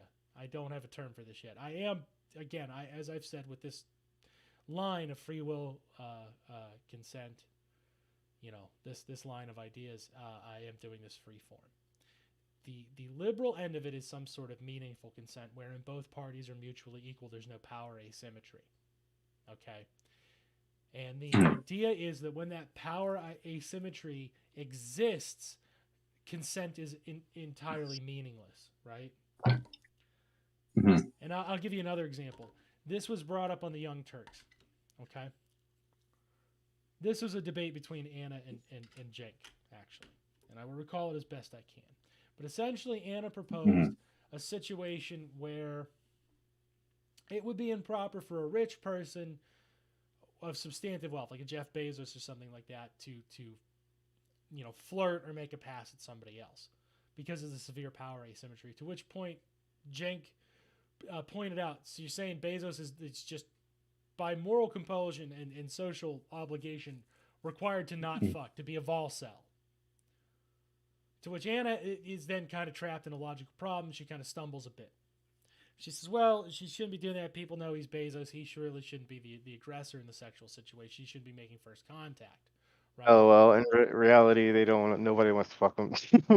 Well, that's number one. Your Bezos thing. Now, they don't use Bezos as a specific example, I don't think. I think it was some other rich guy. Yeah, whatever. But the point still stands, right? If it's Gates, Musk, one of these freaks, one of these weirdos, is that they're never allowed to express their own humanity and indicate that they're sexually interested in somebody, right? Because of the power asymmetry, there's a lot of implied social and economic threats even to saying no to them, especially if it's an underling, right? Bezos famously had that awkward fucking affair with his secretary. And the idea is that no matter what Bezos did, is he was raping that secretary, right? Precisely because the consent wasn't meaningful, in the sense that there was such a power asymmetry, right? Yeah. Your secretary? Yeah, buddy. Okay. So again, if I'm going to touch back on that again, so there's permissive consent, the actual act of saying yes, and there's meaningful consent. The power asymmetry is not considered to be so great as to actually have meaning, right? Yes or no actually has meaning beyond just the simple superficial. Well, you said yes. So I guess that's what I mean by two. So yeah, I do mean two there. I don't mean there's three. There's not two. But those things are always tied up together, right? They're intertwined. They're not necessarily intertwined. We're getting to my point that an emphatic and enthusiastic yes really means little if your presumption is that because of power asymmetries, everything that the more powerful person does is inherently rape, right? Because it's always an abuse of power asymmetry. What if you displease them? That they can do things to you, right? That's the assumption. You look at the story about Jack from Uber or whatever it was. Mm-hmm. That we had on the show. Yep. Yeah. So the assumption is that everything they do is inherently rapey. So they're, paradoxically accruing all that wealth means you're not allowed to do anything in society, or you're, carte blanche a rapist. What's the socialist solution to that? Let's take away that as an option. They just kind of assume that you're a rapist. Well, no, the socialist solution is benevolent. We'll take away that burden. We will put you back on equal footing with other people so that your actions have their meaning. Your free will can be expressed in a human way. That's the real socialist option. The reason you annihilate class is not necessarily to uprise the proletariat. It is precisely to bring down the bourgeoisie and all the baggage that it brings with it, because then humanity is forced to reconcile with itself. Marx, you're not gonna win a ton of revolutionaries by saying we're gonna tear down the bourgeoisie and make them equal to you. What we win on historically is that you're gonna get shit out of it, right? Taking away things from other people, even in the context of a revolutionary conflict, really has no appeal. It really doesn't. The presumption is you're always getting something out of it. So like the anti-gay marriage pitch, what do you get out of it? That your marriage is better than everybody else's because you're married to a woman. And you're married to a man, and you're a man and a woman as a pairing, right? That's what you're getting out of it. That you get all those juicy tax breaks. So you're not taking away gay marriage to yank away the tax, to yank away their tax breaks. You're doing it to keep your own tax breaks. So you get something out of it, right? Or try to get them increased, because it's so important I get married and fuck this woman who I hate, and I fuck this guy who I despise for the rest of my life, and we produce a bunch of shitty, awful rich kids. right? That we're special. We gain social status by being in a heterosexual marriage. That's the pitch to this anti-gay marriage. You know, the conflation is always that it's about taking away. It's actually about gaining that status, that immaterial status that's so fucking important to these savages. You know, so in that kind of an instance, right, where you can pass out the food or not, it's the difference with them eating or not. It is meaningful in the sense that you might not want to miss a meal if you're out exposed to the elements. That's just one more problem. Well, I mean, at least in the terms of mutual aid, I think the main difference is that you aren't inherently benefiting, at least in terms of your own material conditions, from the mutual aid that you provide to people. That's kind of ridiculous, isn't it? Because if you're all helping each other, you're all benefiting. Yeah, but not necessarily directly. Not for you can make some. No, not for profit. Yeah. You're all benefiting. That's the other problem, right? Let's take anarchismus versus a sane anarchist, right? Anarchismus is nobody should be benefiting off of anybody's labor. Everything you need, you should do your fucking self. Good luck surviving, asshole.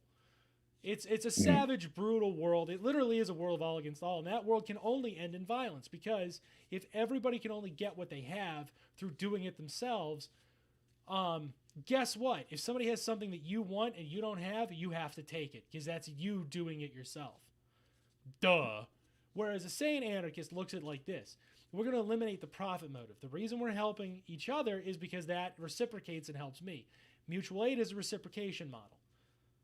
That's not all that far. No matter how Michael Albert wants to praise his little fucking his fucking vote society, his little fucking decision-making society, right? His little para-econ.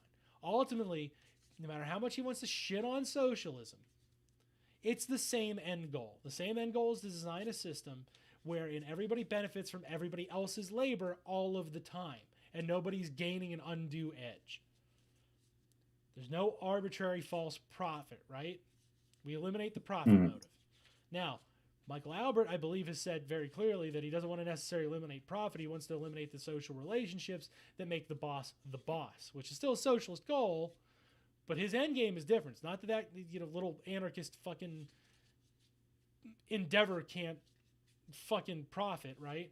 Mutual aid says, I don't want to profit. By virtue of you having what you need, I will then on the back end get what I need. Quid pro quo, something for something. It is an exchange. It's not a market exchange, but it is an exchange of values nonetheless. And that drive is ultimately mutual benefit, right? That's why it's mutual aid. So it apples and oranges, my friend. They're still the anarchist is still trying to eliminate the power imbalance. That's their fucking stated goal. I don't think they could do it with the way they think, but laudable goal. That's what makes them allies. That's why we should talk and discuss things with them and hammer things out.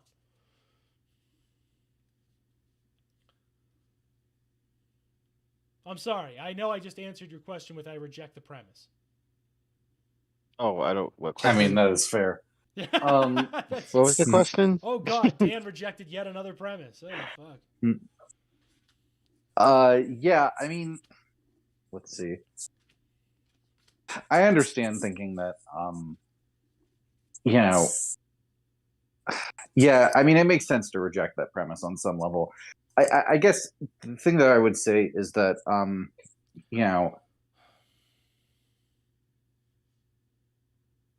somebody who is, or rather a situation where somebody offers somebody with a relatively comfortable situation offers somebody in an uncomfortable situation an extremely good deal, for example, right? Yeah. So disproportionately fair.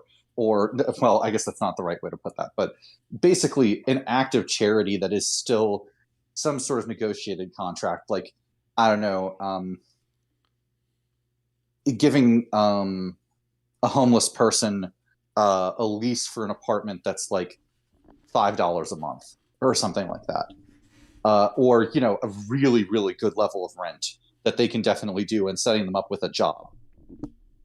Is that exploitation, especially if it's like subsidized by the government?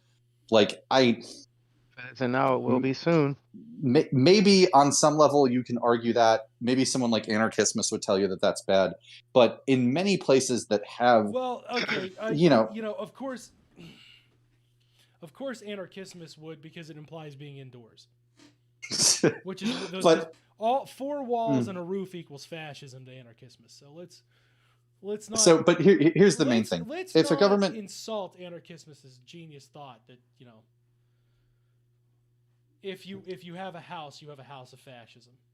So here's the main thing: if if a city government were to set up a program where they're like, okay, here's what we're gonna do: we're gonna build public housing. Yeah. We're gonna make the rent really cheap. We're gonna offer these leases to homeless people. Yeah. And we're gonna set them up with a job that pays like pretty well, no matter what their skill level is.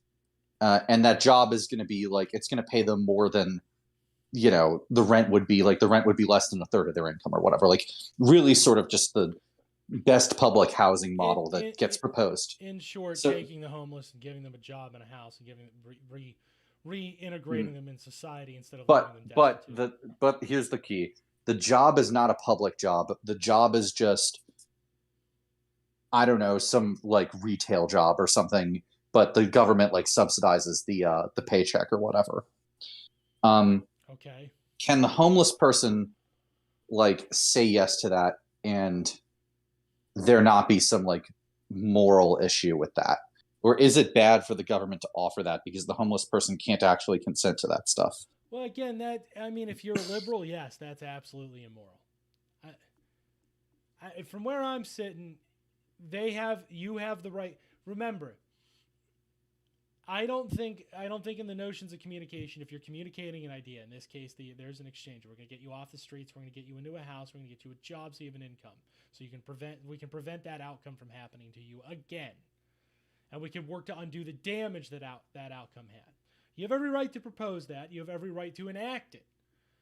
What you don't have the right to do is at a gunpoint put them in the house. Does that make sense? If we have a strict interpretation of an enthusiastic, emphatic yes, and simultaneously the consent has to be meaningful, any relationship of the homeless to the government is paradoxically the government is now the rapist. The government is now violating consent by doing the good thing. Yeah, I mean, what I would say about this is, it's not great to just have a definition of, I know it when I see it, because that is kind of just one of the poor definitions that go for it. But when it comes to these dynamics, I can generally tell if a deal is shitty or good in terms of power dynamics and in terms of the particulars of the deal on a gut level. And if it seems ambiguous to me, then I think that you've probably failed in making it actually fair. That would be what I would say about that. It should be pretty obvious that the deal is, working to make sure whatever power imbalances exist are addressed, or at least that the thing is moral. And that, yes, that's hard to define. I can't give you exact strict guidelines on it, but that those guidelines exist, and there really shouldn't be any ambiguity as to whether or not the deal is good or not. It should be redistributive in some capacity, I guess. I tend to have a very rough notion of it, because ultimately, like I said, I got out of it fine with an application of a minor amount. If I take it back to my own experience, there is the problem, of course, that I was 17, right? Mm-hmm. And by strict government definitions, I didn't have any right to participate in any kind of contractual obligation, no matter how. Yeah, you couldn't have consented. Right. That's consent tends to mean the right to be able to negotiate contracts, ultimately in liberalism. And in that scenario, I was intoxicated and a minor, so I wouldn't have had any ability to do that. So let's for a second say I was 18 and I was sober and something happened. Okay. Had that person simply asked for fucking and I said no or yes, we meet the check of permission, right? We meet that. I would have been old enough to negotiate a contract, i.e. I could consent. I could have meaningful consent. Now, it could be argued that due to the relationship, there was a power imbalance, and I couldn't. That tends to get overlooked because of my male body, right? Because I'm a male, that tends to be overlooked. We're expected to say yes. We're expected to give permission in all those scenarios. In fact, we're supposed to be the aggressor, right? We're supposed to be seeking to make the contract, to put that in a less vulgar term. So, the problem there is, right, that no was an insufficient answer. Okay? The problem is that the prima facie no was not good enough. And then upon pressing the matter, when I insisted for reasons it was a no, that it required a modicum of force, right? That's where you know that's where 100% inarguable. If you have to take force to defend yourself, and for preventative reasons, something's happened, right? That's inarguable. You can argue the rest of it is just miscommunication, and I'm willing to give every human being the benefit of the doubt. But if it requires you to actually move your body in a defensive manner, obviously we've gone too far, right? We've crossed. When people go like, well, there's no clear line for this, there is. If you have to act defensively, there's a clear line. Even if I give the aggressor in the situation the benefit of the doubt that it's just miscommunication or it's inappropriate communication, but it doesn't rise to the level of some sort of heinousness, right? If I do that, there is a clear line. If I have to move to physically protect myself or evade something, if I have to move in a defensive manner, the line has been crossed. That's kind of, to me, inarguable, right? It's the premise to the fucking castle doctrine. Not necessarily an insane premise. The application thereof is insane, right? He looked at me crossways from 50 miles away, so I had to drive to his house and shoot him. Yeah, it covers it. You know, but really, it's when you have to move defensively.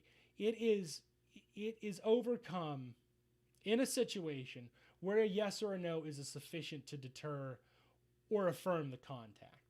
Right? Because liberals get into this weird thing where all throughout, essentially, every second of fucking for a liberal is each pump is its own fucking negotiation. Each suck is its own fucking negotiation. And either you do it or you don't, right? There has to be some sort of measure of clear break. So if I were to take it back away from my own experience to the described events of the Azizi and Zari scenario, which for the most part really were unfucking contested, right? The problem there lies in the fact that there is a perceived or real power asymmetry between the woman and the man. And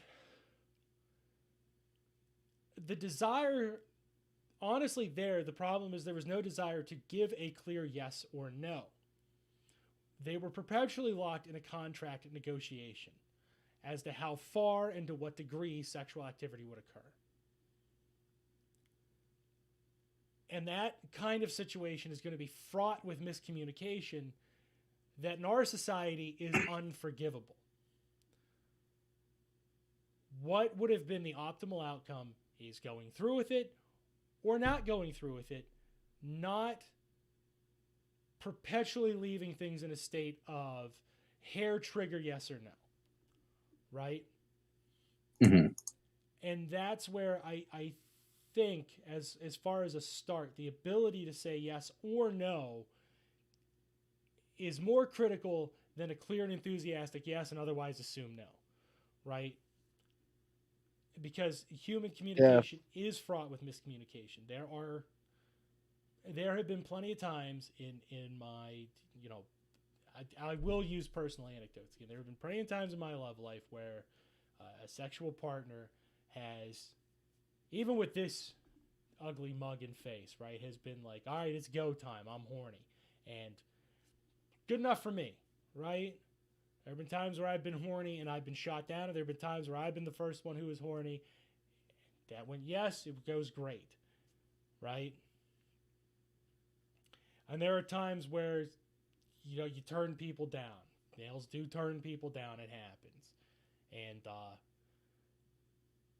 for the most part, that's been readily accepted. That's only gone wrong for me a few times. One is, of course, what brings me to the table tonight and, ultimately keeps dragging me to a pensive state. And the other is, there was a time in college things got kind of weird. But, funny enough, like a year later. But, that's not the big one because, of course, that was just kind of like, hurt feels, huff and puff, fine, it's a no, but I fucking hate you for it. Okay, well, I don't control how you take the no. The only thing that should be off the table is the initiation of force at that point to just, I don't care that there's a no, right? I think there has to be, from the society down to the individual, top down, right? The collective to the individual, to each individual monad. There has to be a framework where no matter the outcome of the yes or no, that physical safety is guaranteed. And that includes the material needs, and that includes bodily harm, right? That's where you're getting a real yes or no. Because you can't determine how somebody's going to take a no. And this is something that people in my shoes have a problem with one way or the other, right? We're either worried about saying no for our physical safety, or we're worried about saying no because we don't want the social consequences of the no. Which, on the first point, there is nothing unreasonable about every individual in those negotiations to expect their physical safety and their material safety, and for the most part, their wider social relationships to be intact if they say no to any individual person for any individual reason. Even as low as some sort of preference or bias. And as far as the individual relationship, right, the dyad, how that dyad presents itself after that no, we don't control that, do we? You don't control how people take the no. You only have a right to expect that your physical safety and your wider social relationships are intact. How things relate to that individual dyad, that relationship may be severed as a result of that no. And you have to feel safe to accept that consequence. And part of that is on you, the individual. You have to be okay with that relationship breaking. If that no is so important to that other person that they're willing to break the relationship over receiving it, right? If that other goal is not as important as the relationship, you have to be comfortable with that breaking. And that is something that leads to a lot of problems. People aren't okay with that no. And it's because yielding that no may lead to social consequences outside of that, which means it's still not actually safe to yield the no.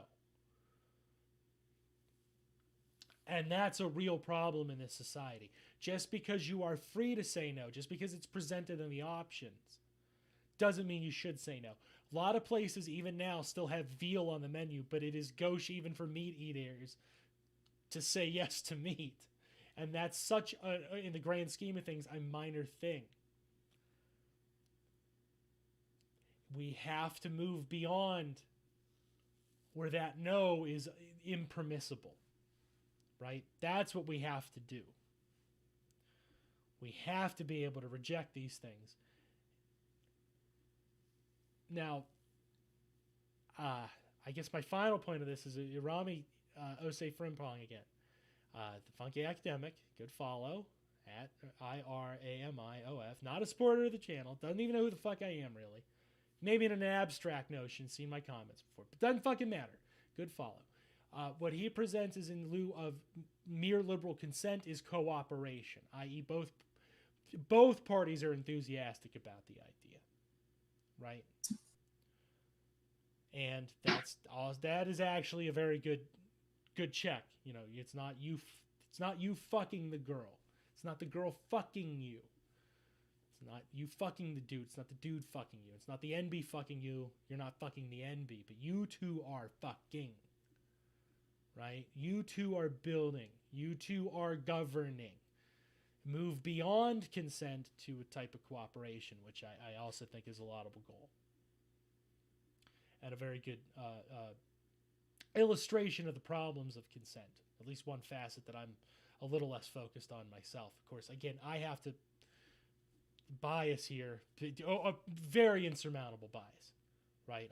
I'm never going to get over the fact, in a certain sense, that I am, it happened to me. Something happened. So, wow. All right. Hey, it's been a lot longer than I intended. So, thanks for watching if you watched. Yeah, do you guys have any final points? I'll leave the floor to you two before I end it. No, just end it. Yeah, you've covered a lot of space. Yeah. No, I without getting too much into it, I do want to just share that, like, I have been in a slightly similar situation to what you're describing. Yeah. And that it can be difficult to deal with, at least on the level that, like, you don't know what kind of a person you'd be if it hadn't have happened. Right. So that kind of you know what? Actually, I have too, but we were both underage. Yeah, actually, kind of the same for me, but it was still not great. And yeah, I'll leave it at the fact that, like, we can't necessarily rid ourselves of that through the sort of economic and base versus superstructural changes that, you know, we're seeking, but we can eliminate a lot of it, and it's something that's very laudable to try to eliminate. Yeah, yeah, that's what we should strive for. We got to make that as rare a negative consequence of human interaction as humanly possible. Yeah, I agree. And yeah, that's it. That's the show. Love you all. You all have a good evening. Don't die.